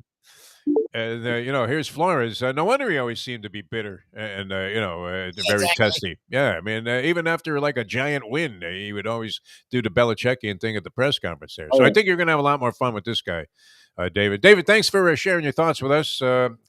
You couldn't have asked for much more if you're recovering a team in 1 year than all the things that have happened with the Dolphins, both coming and going. So congratulations on that great success you're having with the Sun Sentinel, and thanks for joining us here on the show. Absolutely. Gaining so much useful experience in so many areas covered. Thank you, guys. All right, thanks a lot. Dolphins, thanks, man. I mean, you want stuff happening if you're covering a team. Right? You couldn't have asked for much more than this, especially since, this after-the-fact thing with Brian Flores is just wrought with all kinds of intrigue. Yet I would expect, this is my legal opinion, Lubie, I would expect nothing to come of Brian Flores' lawsuit, except maybe, in going through some of the things that he's asserting the NFL has done and has wrong with it. The NFL becomes, a disadvantage for the NFL to have something looked into. And so they just pay him some money to go away. Yeah, but he didn't strike us as the type that was saying, hey, I want to do this for the dough, right? He ain't going away. Look, you would think I wouldn't be naive to this level, but for some reason, Brian Flores feels different. You've had a lot of different people come after the NFL, and again, whenever the payday comes, they take it. Brian Flores had paydays. He didn't have to do this, whereas other people, like Kaepernick's career, people forget he was not the same dude. He wasn't really a starter anymore. He had moved sort of to a backup starter guy, and then he switched gears. That's not the case for Flores. He was literally at the beginning. He wasn't at his prime yet. Like, he was at the beginning. The entire league was behind him. He was going to get a head coaching job, and he could have made, $5 to $10 million a year for the next 30 years? I don't know about 30, yeah, but... I mean, coaches coach a long time. So, he would make more money coaching. So it ain't about the money. So I'm curious. I think he wouldn't do this without proof, and I think it's going to be Ross against Flores and proof, which we haven't had in the past. So I'm very curious. Unless he paid him, though, I can't see where they could make that kind of thing stick. And so the NFL is going to tend to side with the owners, of course. Roger Goodell's in there to protect his 32 guys. So you don't see anything being said about that whole Dan Snyder thing. I mean, that was like scathing Pentangeli testimony that these women were giving. Right? We have it. Your signed affidavit. Unbelievable. And, it was really ugly, the portrait of Dan Snyder there groping these women. Now, these are accusations, and I guess they were investigated. And they said, hey, here's a couple of bucks fine. What does it define like a guy that owns a National Football League team, $2 million? Nothing. When the Denver Broncos are for sale for $4 billion, the Broncos. Exactly. All right, we're coming back. John Congemi, we're cutting into some of John's time, and we don't mean to do that because John Congemi, brought to you by Jimmy Johnson's Big Chill, goes Dateline Dolphins with us, and John will be the handsome one that you see on your screen here in just a couple of minutes. So stick it. There he is. Looking good as guys. Always, man. Looking good as always. How are you, my friend? Doing great. Glad to join you today. Well, watch this, man. I think you might get the visual here of Jimmy Johnson's big chill, because we have a new innovation here on the show. So we'll bring you John Congemi, and he'll have a lot of thoughts about the upcoming Super Bowl, of course, the Dolphin situation, the Brian Flores thing. Very, very exciting stuff today on Dateline Dolphins with John Congemi. That's coming up in a moment. Now that. The time. Thank you, Johnny. It's 8:06. Tony Segreto here. Let me ask you a question. What do you look for when you go out to eat? Good food, obviously, friendly atmosphere, not too loud, but good energy, reasonable prices, and a place where you feel comfortable. You're talking about the Texas Roadhouse. Good for a family, good for a date, or just a night out for yourself, and prices that will make you extremely happy. Their ribs unmatched. Steaks hand-cut every day. Everything, and I mean everything, is made on site, including their incredible bread. Trust me when I tell you, Texas Roadhouse, your restaurant, your destination when you say, where should we go and eat tonight? From the newly renovated sports bar to the beautiful bayside views captured at the Tiki Bar, Jimmy Johnson's Big Chill has it all. Located at mile marker 104, the Big Chill also offers waterfront dining while experiencing breathtaking sunset views of the Florida Keys. It's simply the hottest spot in the Keys to cool off. That's Jimmy Johnson's Big Chill at mile marker 104 in Key Largo. For more information, call today at 305-453-9066. Any time of year, things can happen to your home or business, and the insurance company can be your friend, but they also can be your enemy. Horizon Public Adjusters, Justina Testa, are here for you to help this process go so much easier. 7 to 10 times more money recovered with a public adjuster than if you went on your own. If there's no recovery, there's no fee. Before you call your insurance company, call Horizon Public Adjusters and Justina Testa at 954-809-8752. Jimmy Johnson joins us here on the program, along with John Congemi, and it's Dateline Dolphins, of course. Leslie Visser, the lovely and talented one. Did you trademark that expression, by the way? Now, how about them Cowboys? I should have. Oh, I'm not a businessman, as Larry Calvano will know. Jerry Jones is a businessman. Jerry Jones is the smartest businessman that I've ever been around. He knows how to make money, and he works at it night and day. He trademarked my "How about them Cowboys?" He trademarked it? Of course. I don't get a penny off those shirts. Not one penny. The best way to kick off your day is with Defo plus Lubie. We now return to the Defo Show. It's hard to believe Jimmy Johnson, as brilliant as he is in many different ways in life, was subjected to the same business principles as Lubie and I are, which is find a way to lose. John Congemi with us at Dateline Dolphins. What did you think, man? Did you see that? The commercial for Jimmy Johnson's Big Chill? Wow. Very professional. It made it pop. I mean, that looked great. It kind of told a story a little bit, except, we didn't zero in on that Italian fisherman pizza, which is calling my name. That's because it was half gone if we were there. Exactly. Just some cheese sliding over the side of the box there. All right, John, very eventful. Dateline Dolphins, I guess it all starts there. And, of course, we have the Super Bowl on tap. We want to get into that and your thoughts about the upcoming game between the Los Angeles Rams and the Cincinnati Bengals. Cincinnati with a little Cinderella story. Rams favored by 4.5 in this ball game. A lot of people think that the offensive line of Cincinnati will be the undoing of the Joe Burrow Cinderella man run that he's on right now. The new coach for the Miami Dolphins. All right, well, what do you think? First off, John Congemi, this guy Mike McDaniel. I saw just a brief clip with him, and I thought, wow, that's impressive.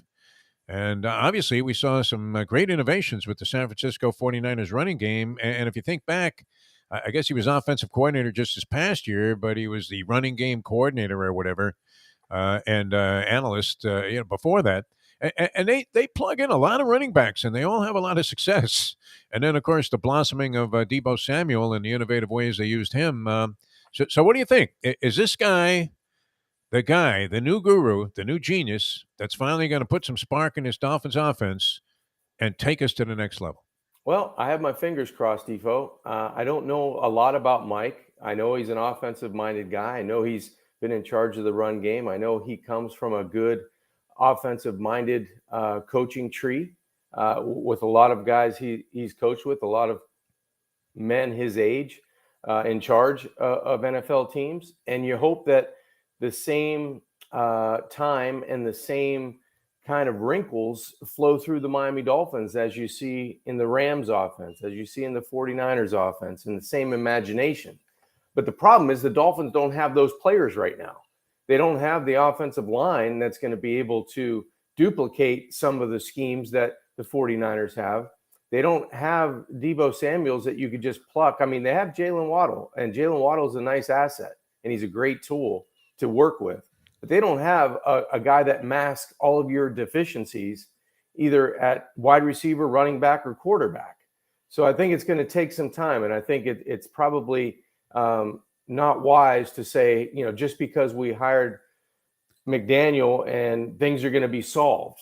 I hope that he keeps the defensive staff that the Dolphins have, or the nucleus of that, and Josh Boyer, the coordinator, to keep some synergy on that side of the football. And he's going to have to bring in probably a new offensive line coach. He's probably going to bring in a new wide receiver coach. He's probably going to bring in a new quarterback coach. All those things are going to work itself out. But I do believe at least you have someone to work with now, but you don't want to pull the plug on in 2 years if things are just kind of 500-ish, because the Dolphins have won 10 games and 9 games and haven't been into the playoffs the last 2 years. I remember saying this last year, the hardest thing is to go from 10 to 11 or 12. It's easy to go from 5 to 6, 7, or 8. His task now is you have back-to-back winning seasons, but you don't get in. Can you get a winning season that gets in?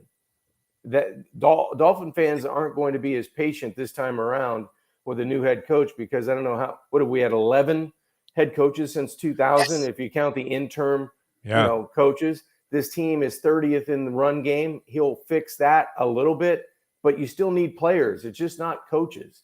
The players are more important than the coaches in the scheme, and the Dolphins need to find more of those guys to help their new coach be successful. Do you think that the Dolphins brass hid the film of the offensive line as they were considering McDaniel as a candidate? Look, like Lubie said, he put up a little poll on our Twitter account here on the Defo Show on Ion Channel. And, everybody's optimistic that this guy's going to be the guy. We thought Adam Gase was going to be that guy. Coco Cameron was going to be this big innovator on offense. First year, we did think we had the guy. Yeah. That was what we signed up for, and we got it in the first year. That might happen with McDaniel. You don't know, but I'm just looking at the roster and the type of teams that you have to beat.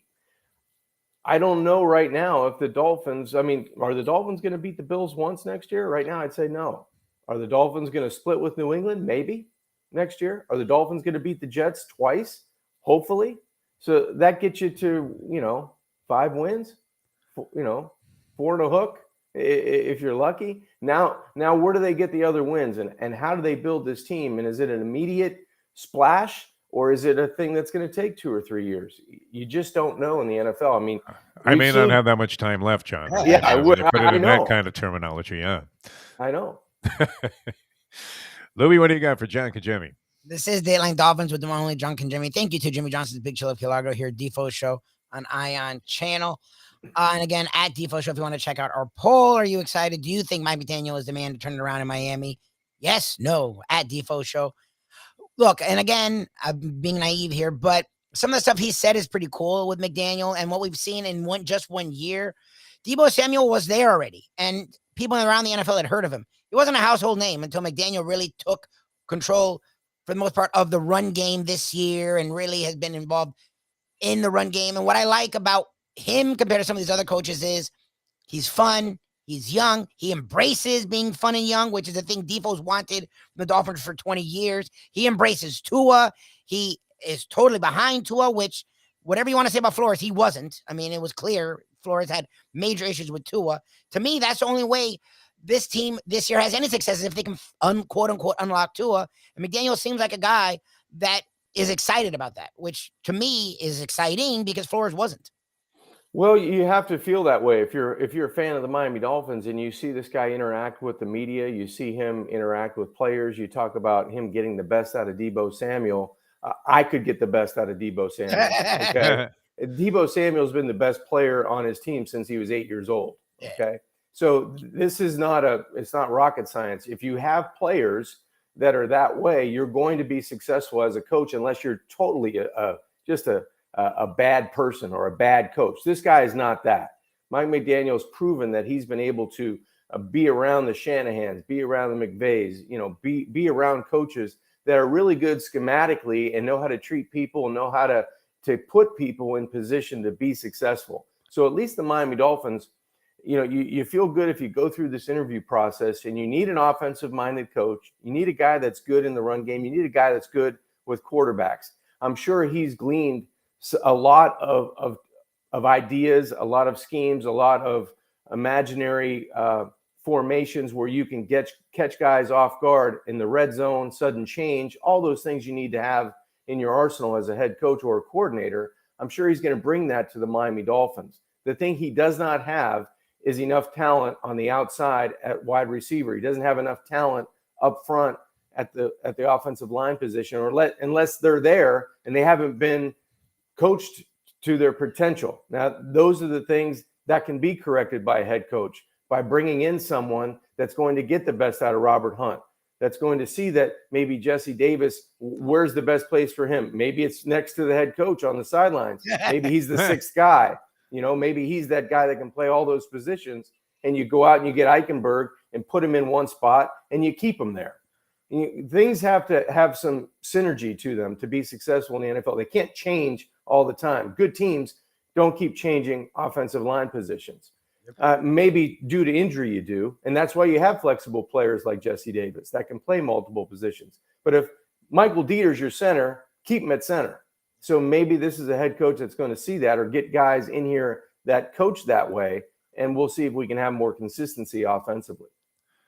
He's going to be seeing Rod Serling in his head pretty soon. I mean, that's going to look like the Twilight Zone. I kind of sense you hedging your ringing endorsement of Mike McDaniel based on the fact that when you look at the roster, I mean, they fished Duke Johnson out of, I don't know, he was like, at the loading dock at Lowe's or something, and all of a sudden he becomes your best rusher. And it's not like they're dotted with, an illustrious, list of guys that are going to make you forget about Anthony Munoz on the offensive line. So, I mean, yeah, there's a lot to fix there. And we may not know how good or bad this guy could be just based on the fact that they obviously need to do something with their personnel. All right, a couple of other issues. Who expected this? I thought Brian Flores would go quietly. The Dolphins had just an unending diatribe of negativity about him. You rarely see that. I mean, this was the first-class organization. You can't imagine them saying lousy things about Shula, even though they kind of rushed him out of there, when Wayne was getting pressure to get Jimmy the job, and he thought Shula was losing it a little bit. But very uncommon for an NFL team to fire a coach and then trash the guy and kind of proliferate the idea that he was a real asshole and didn't get along with anybody. And then, out of nowhere, I'm like half dozing off thinking, hey, I don't know what to do for the show tomorrow. And I heard this bombshell thing with Brian Flores. And like, what, Flores? Are you kidding me? And then he's on all of the national shows. So what did you make of this? I mean, we've been trying to analyze this. We put our Roy Black legal caps on here. And I don't know that he has a case to prove. Maybe, for whatever attention it gets, if he was trying to kind of crusade a little bit, which seems to be his position, for, the NFL to kind of flip-flop and do some things that are more in line with actually making amends for the disparity in black head coaches versus, say, players. But I don't know. I mean, does he have a case here?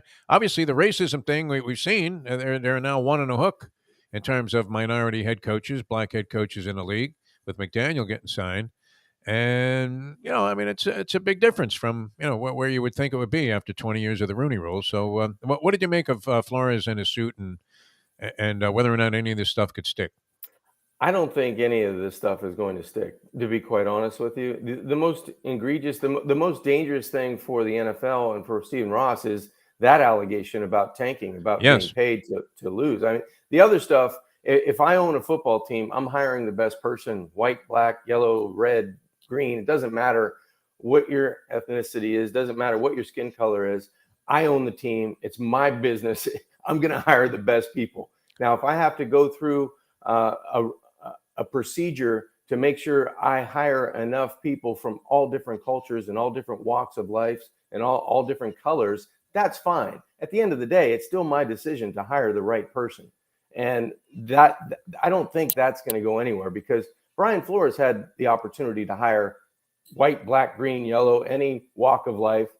He really didn't. I don't know if he was overwhelmingly successful in hiring minorities to come to the Miami Dolphins to coach the football team, if you can look at his own resume. So I don't know if any of that stuff's going anywhere. I didn't feel like that was something when I was in the building talking with people and being around practice, being around the games. But I do think that if the latter, what we talked about in terms of paying someone to lose, I don't know. No, show me what happened, and then I can make a reasonable conclusion to that scenario, and that would be easy. That's black or white, right? I mean, that happened or it didn't happen, and that'll all play out. But I just don't get the other part of it. And then the NFL jumps on saying, we got to do more. We got to do more. I just think that at the end of the day, you got to hire the people you think are going to win football games.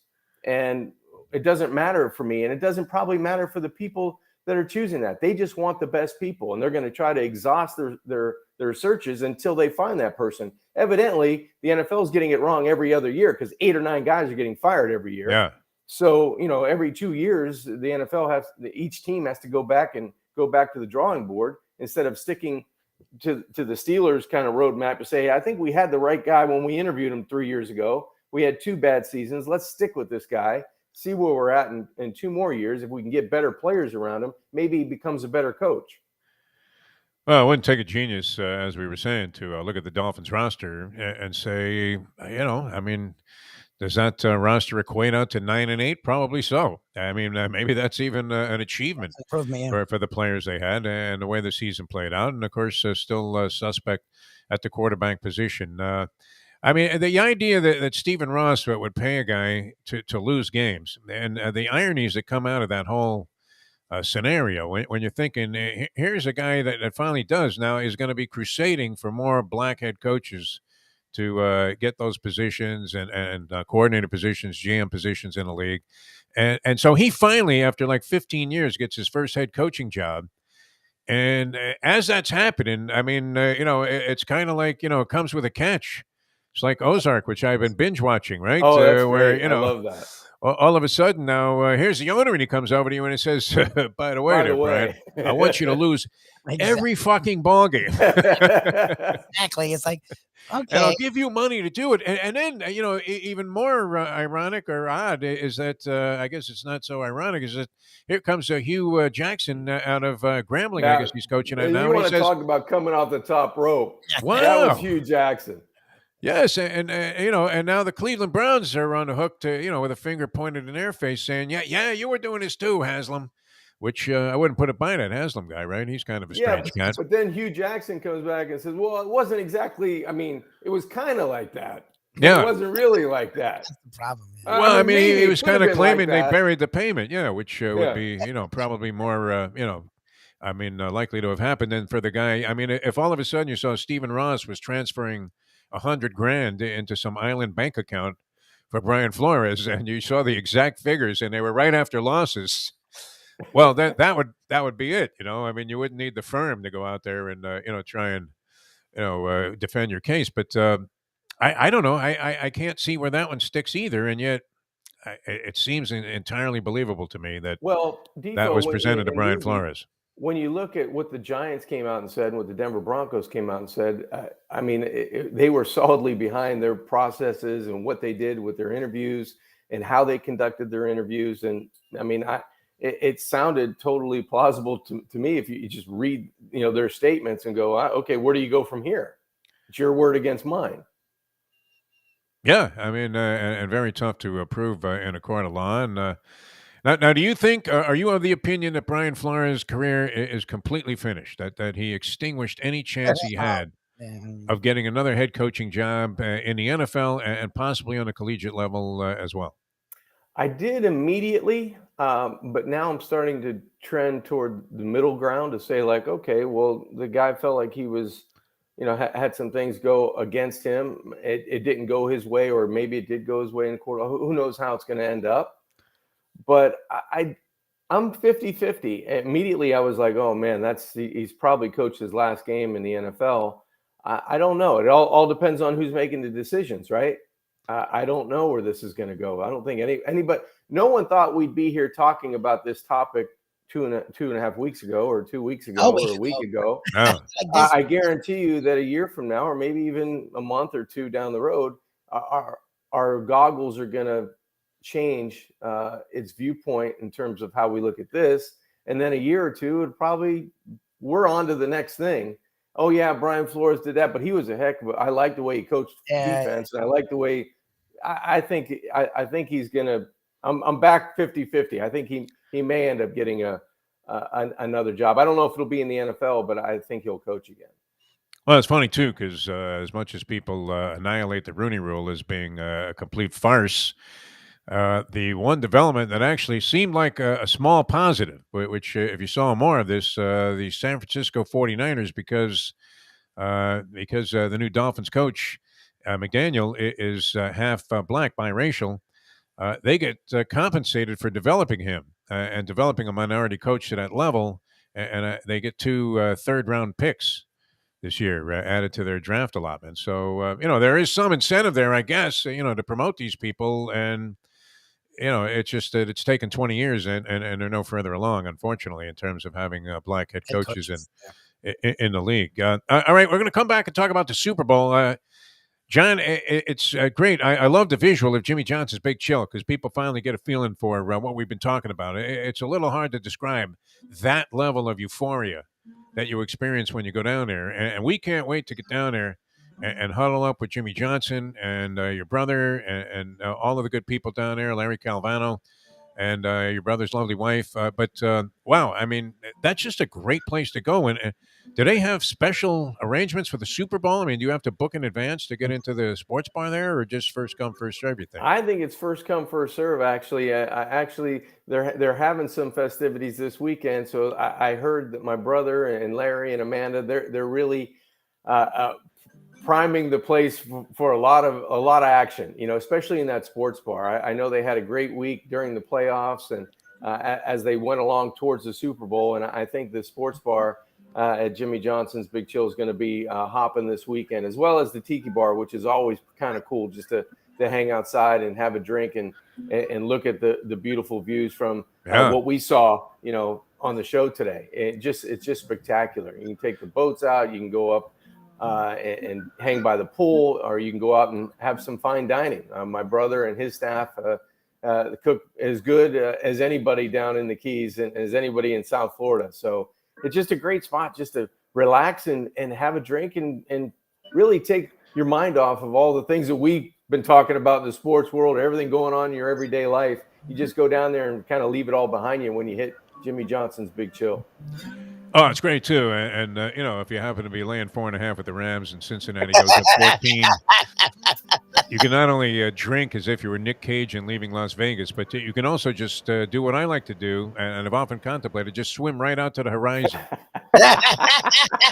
and unless you're Rob Conrad, you're not coming back. That's right. Hey, how did it go in Vegas for you, by the way? Good, surprisingly well. Nice. And it's a great time. No, I mean, you figure we were essentially there for the better part of 5 days, because we got in there at what had been, it was like 11 o'clock Vegas time Thursday, and then our plane was delayed coming back, so we were actually there until about 2:30 in the afternoon Vegas time on the Monday that we were leaving. And, to survive 5 days out there in terms of degenerate activity, which, let's face it, John, there was rarely a hold on that. Yes. We were gambling our brains out for like 5 straight days, any game that we could come across there, and a lot of horses being punched. And survived that and came out ahead, so that was great. But it's good to detach. It's just kind of like the Keys is a different version of Vegas without the overwhelming degeneracy. Right. Because you detach yourself from everything that you were thinking and doing, and for like 4 or 5 days or whatever, or a couple of days over the weekend, you're in a completely different mode.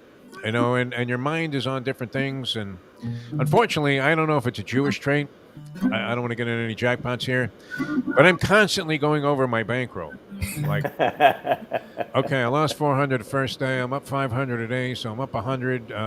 So I should just go bet like something that I can make a substantial amount of money on right now, or else I'll be even. Right. But that's constant. And then my old New York tendencies of constantly touching my back pocket to see if my wallet's still in there. Because you're not usually walking around with like $3,000 in your wallet in cash, right? Yeah, it's the self-risk. Yep.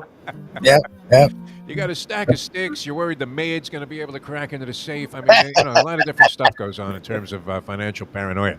All right, we'll get into the Super Bowl with John Congemi, Dateline Dolphins. Great stuff from John, as always. Brought to you by Jimmy Johnson's Big Chill here on Ion Channel, the Defo Show. Mike Lubie, Lubitz. I'm Jeff Deforrest, and back with more with John in a moment. Now that is 8:30. Poker is your game. You're covered in style. And you can play all your favorite Vegas-style games, including blackjack, craps, and roulette, in Hialeah Park's sizzling hot casino.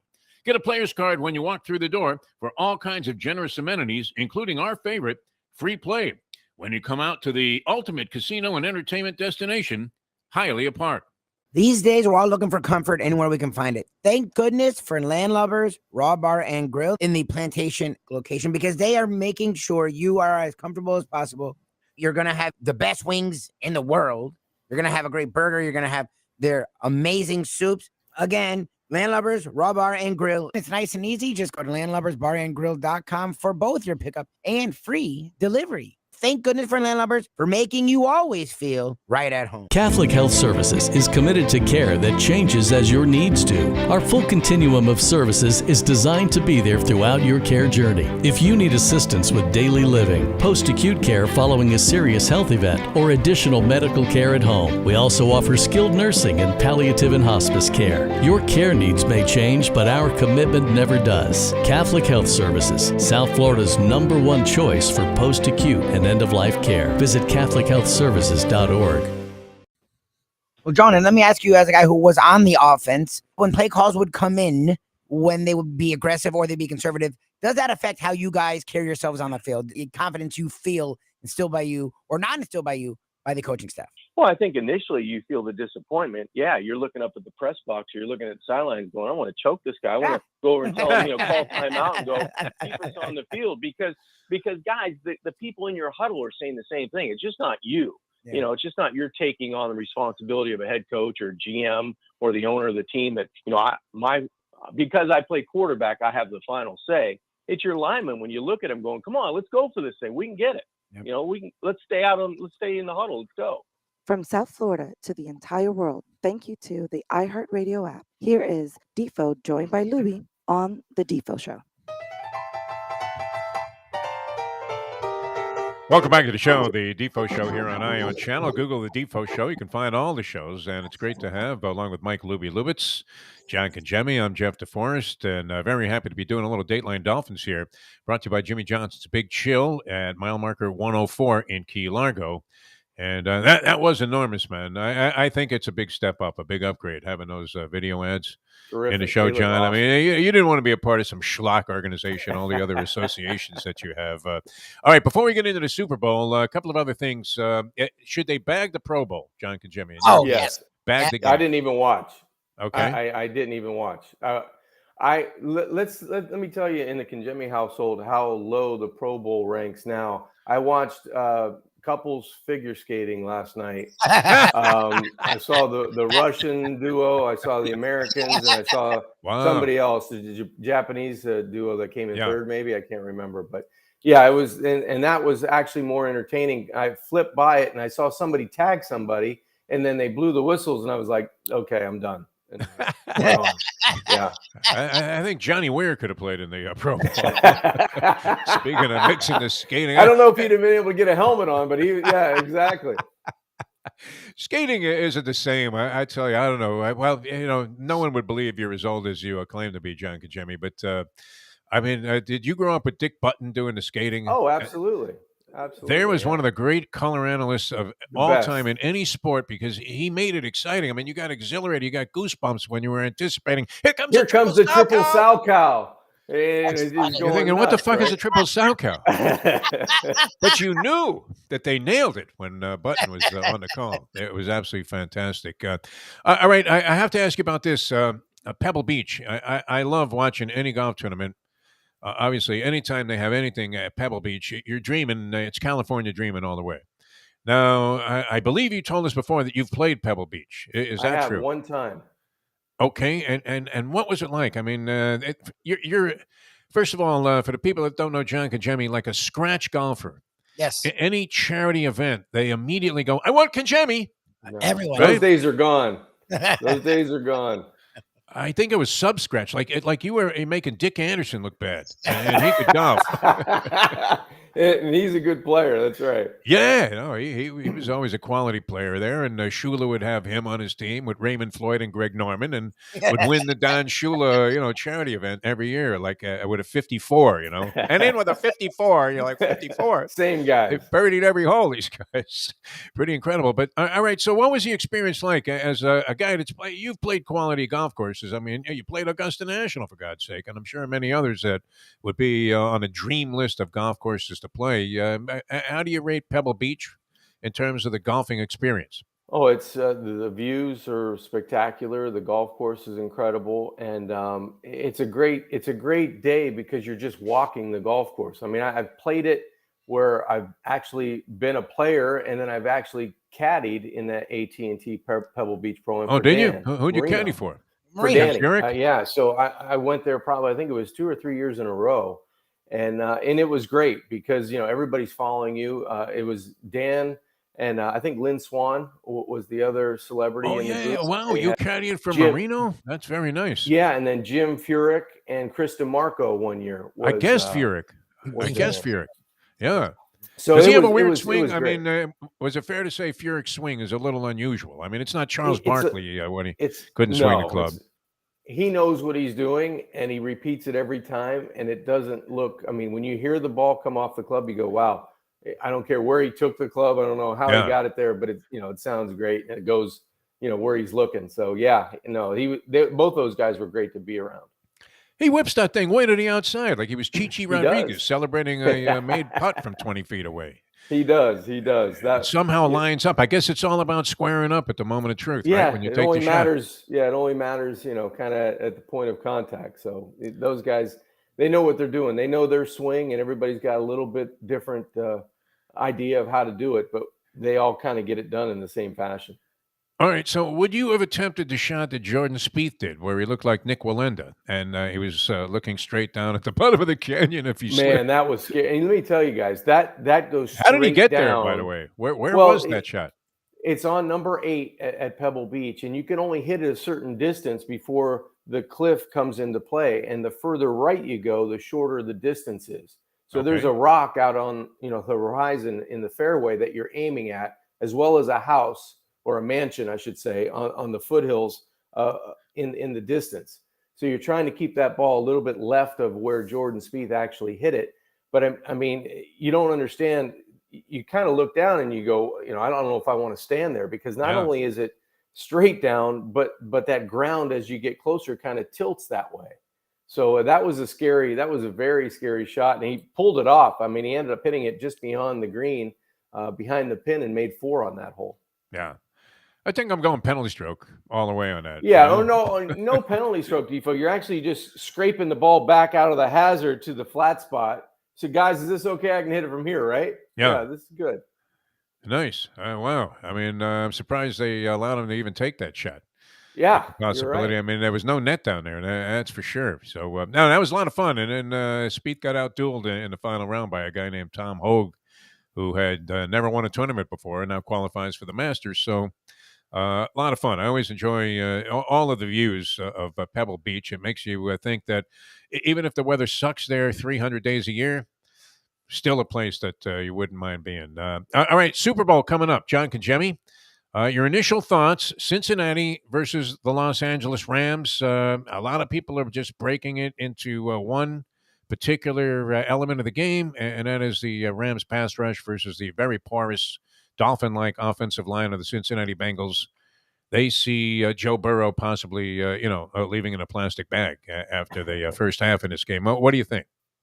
Well, that's how I think a lot of people see it, and I tend to agree with them. I don't know if Cincinnati can withstand the onslaught in the beginning of the game, maybe the first 15 minutes of the game, first 20 minutes of the game.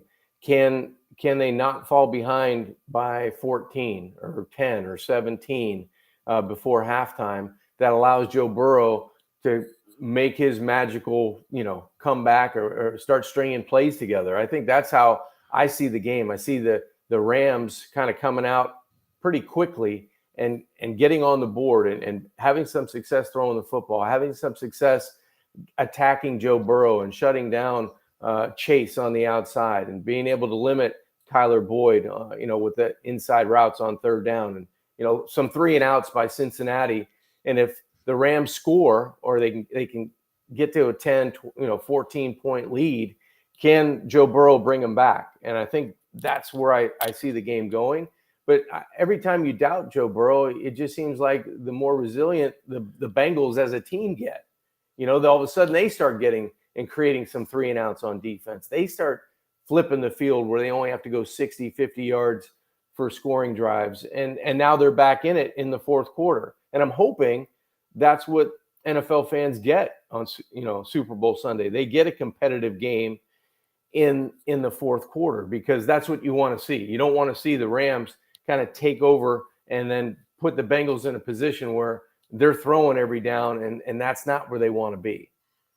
I know Louie's got one for you, but the Rams opened the ball game with the needle pinning at about a 7 on the chokeometer, which is the ultimate measuring stick of teams in the postseason. I guess anytime, and they have a real penchant for sort of leaving the door open and or just pushing it open themselves.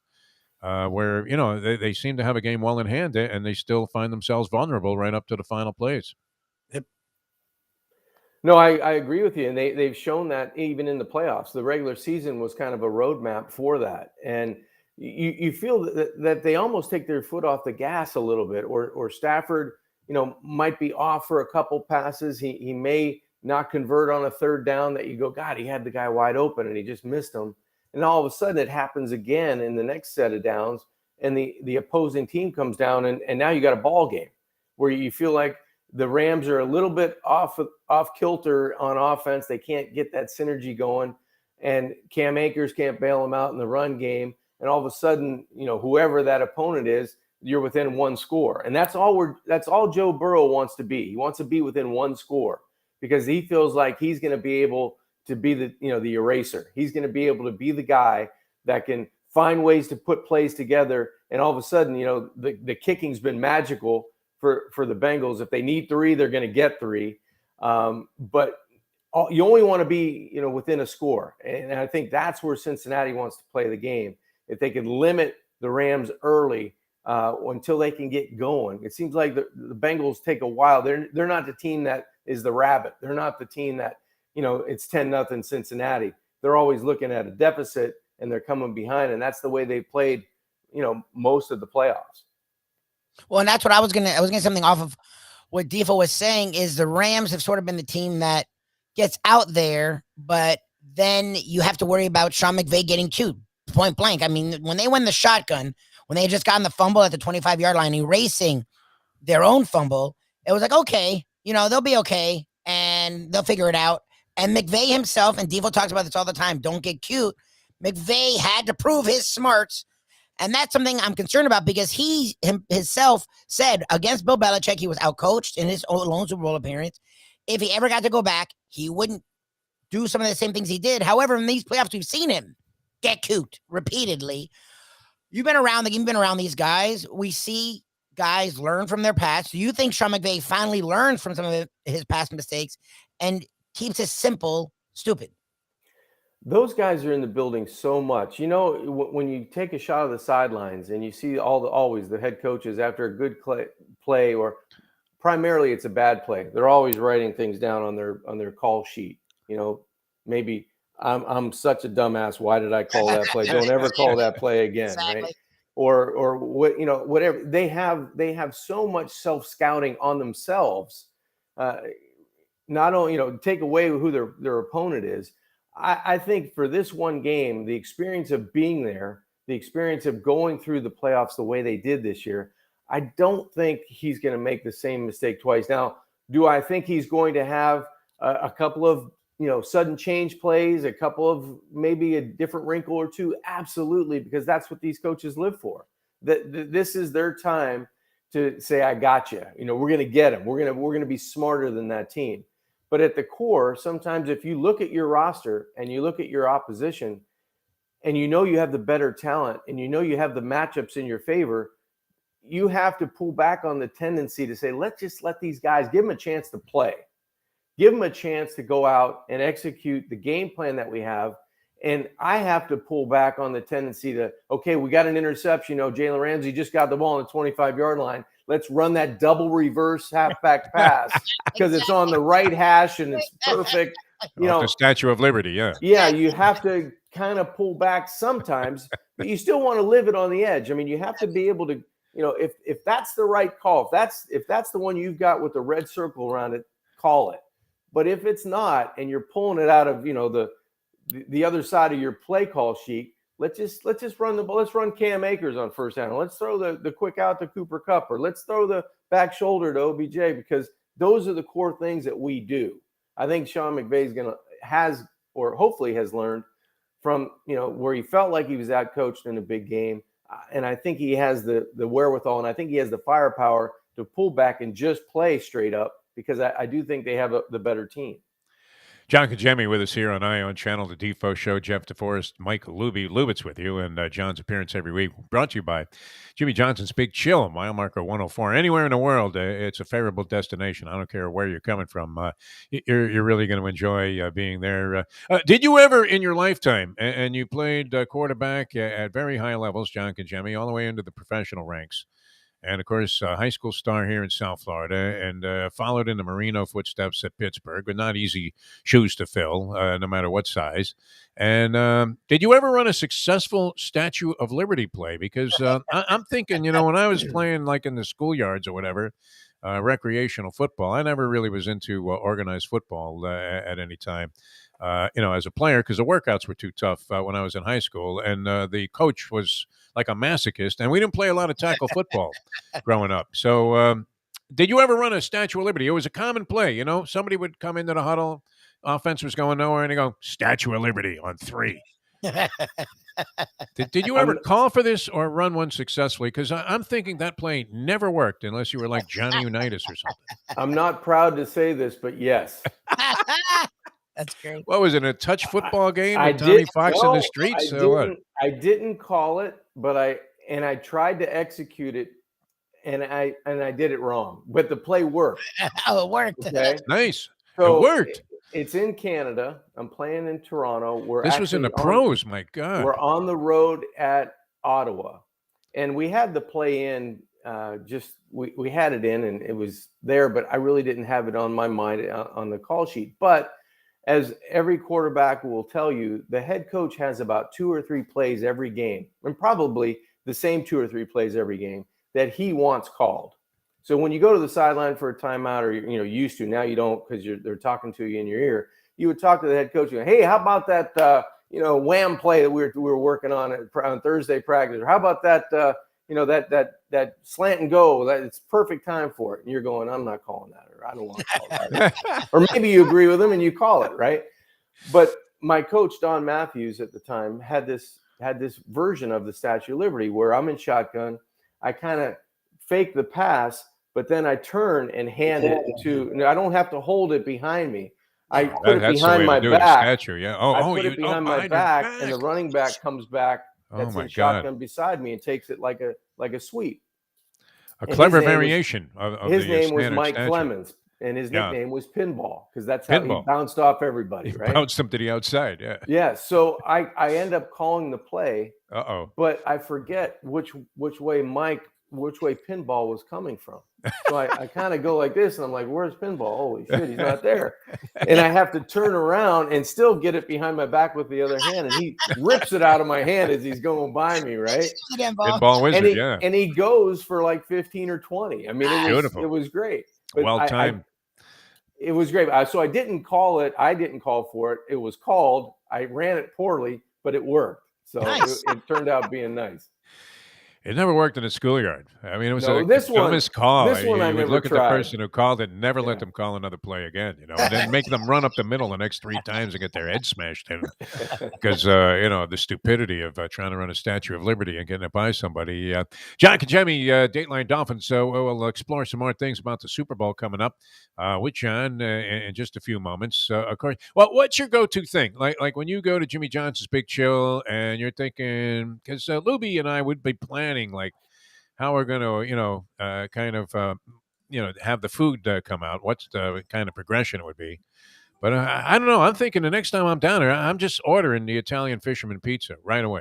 And I'm going to have one sent to my room. Yeah. You can't lose with that. I think I've got 2 go-to moves down there.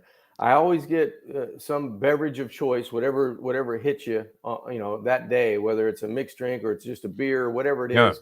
That's the first thing I order. And then I look to my brother and I say, Dom, can you make me like, it's either just whatever you want pizza wise, just whatever you feel like. He goes, well, I'll throw a couple things together. And, you know, whether it's, you know, the fisherman's or whether it's the old style, just pepperoni and mushroom, or whether it's just plain cheese, or whether he's got some new concoction he's putting on pizza. I said, bring it out. Yeah. Or it's whatever fresh fish that they have. The Dominic will say like, hey, I got some great dolphin, or I got some great mahi, or I have this. Do you want it just on, you know, coleslaw, or do you want it on potatoes? Do you want it on a sandwich? Whatever. Those are my go-to down there because I've never had anything else. So I can't speak to. Oh, I have had Jimmy Johnson's favorite, where you get the chicken nachos with the jalapenos and you know, get it going there. That's pretty good. But everything I've had has been sensational. So those are my go-tos. I like just to be outside on the deck. Little overhang. You got the beautiful views outside, and you just put your feet up and kind of dig in. You know, you jump in full force, and it's a great spot. I mean, anything I've ever had there has been sensational. So I can't wait for us to go back and enjoy it, because I know that Dominic's going to make a variety of things for us. But when people go down, I mean, it's limitless. It's just an American menu. You can go into the sports bar and have wings if you want. You can go have the mahi at the restaurant, or you can go have a pizza and hang outside by the tiki bar. Those dolphins were like flopping on a dock somewhere that morning, you know, and you're having it on a sandwich for lunch. There's nothing better. Jimmy Johnson's Big Chill, proud sponsors of Dateline Dolphins with John Congemi. We'll come back and finish things off on this Peel Yourself Off the Mat Monday on a Defo show with Mike Lubie Lubitz. I'm Jeff Deforrest on On Channel, and back with more with John in a moment. Now that the time, it's 8:53. Tony Segreto here. Let me ask you a question. What do you look for when you go out to eat? Good food, obviously, friendly atmosphere, not too loud, but good energy, reasonable prices, and a place where you feel comfortable. You're talking about the Texas Roadhouse. Good for a family, good for a date, or just a night out for yourself, and prices that will make you extremely happy. Their ribs unmatched, steaks hand cut every day. Everything, and I mean everything, is made on site, including their incredible bread. Trust me when I tell you, Texas Roadhouse, your restaurant, your destination when you say, where should we go and eat tonight? From the newly renovated sports bar to the beautiful bayside views captured at the Tiki Bar, Jimmy Johnson's Big Chill has it all. Located at mile marker 104, the Big Chill also offers waterfront dining while experiencing breathtaking sunset views of the Florida Keys. It's simply the hottest spot in the Keys to cool off. That's Jimmy Johnson's Big Chill at mile marker 104 in Key Largo. For more information, call today at 305-453-9066. Any time of year, things can happen to your home or business, and the insurance company can be your friend, but they also can be your enemy. Horizon Public Adjusters, Justina Testa, are here for you to help this process go so much easier. 7 to 10 times more money recovered with a public adjuster than if you went on your own. If there's no recovery, there's no fee. Before you call your insurance company, call Horizon Public Adjusters and Justina Testa at 954-809-8752. Tremendous as always, and as with anything that you're associated with, Armin Catane, infused with brilliance. Can't wait to see it. I didn't get a chance to catch it on Sunday night. I saw the promos for it on HBO, and wanted to make a note to be sure and tune in. I'm going to watch it. Well, you got to get cable, Defo. You know, you got to get. Well, the motel I'm in, since I had these problems with my wife, you're lucky they even have a trailer TV. park doing it. Is it okay? You're moving between the trailer park and the hotel now. What's going on? Well, I'm pretty much back where I started in Ontario, California, while you've moved on from the Escondido times. The best way to kick off your day is with Defo plus Lubie. We now return to the Defo Show. Getting cracked on by a guy of that distinction, that level of distinction, Armin Katayan, I thought was classic. All right, welcome back to the show. Peel yourself off the mat Monday. I think we've accomplished that. We're getting ready for a big day today. Jeff Deforrest, Michael Lubie, Lubitz, John Congemi, Dateline Dolphins with John Congemi. I did want to make mention, you've played Augusta National. Our man at Ion Channel, Jack Namer, said that he was banned from Augusta National. He played there once, and the Audubon Society shut him down. He let Dave Winfield kill like 3 birds. And those were the 3 birds that were chirping in the background there on Amen Corner, when they pipe in the phony bird noise to enhance the whole atmosphere, which is kind of a crazy thing that people discovered. And I wanted me to pay tribute to a woman named Kim Dawson, who made the Bobby Jones documentary, because we inspired people with our conversation on golf. All right, what are you looking for this week? I mean, last week was wild. Usually a quiet week before the Super Bowl is on tap, actually. And it couldn't have had a more explosive week in the NFL. We didn't even mention Dan Snyder and the groping of women that took place. But, it wasn't the greatest week for the National Football League in terms of their usual buildup to the Super Bowl, which, by the way, is the big game. If we ever make reference to it in a commercial spot, we did not say the word Super Bowl because it's not the Super Bowl. It's the big game. In that context, it is the big game. What about these rappers at halftime? How does that fit in with the whole vibe that's going on in the NFL right now? What do you make of that, John Congemi? All music is good in my opinion, but nonetheless, it does seem like a little far-fetched to have the kind of lyrics that these guys would normally use while you're trying to stimulate people to be more of a liberal mind. Oh, we lost John there. Lost his mic, so that's Mike Lubitz. Yeah. I mean, I didn't do it. There you go. Punt that thing back up, John. All right, we lost him. Yeah, I don't have his mic. That's a fun. We can see your mouth moving. We might do a lip reading thing on this. One last shot. No, done. You got me now? Oh, there you go. Yeah, we do. Okay. Did you jot it down so you could do a couple of belches and then? I did that last week, and I was like, "What the hell happened to this microphone here?" It's something, Lubie. I learned that from Defo. That's right.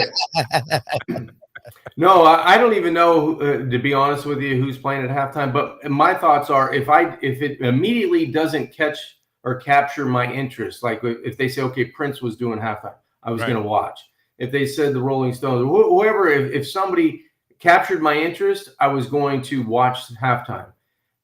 This, I don't know who's in it, but immediately it didn't capture my interest. Or it's Lubie generation. It's Snoop Dogg, Dr. Dre, and Eminem, and then so it might. I may catch half, but primarily I'm going to make sure I get a new beverage, I get more food, and I use the facilities, and maybe, and I'm not sure that order, but I'm going to reorganize for the second half. I'm probably not, I'll have it on in the distance, but I won't be, 100% into it.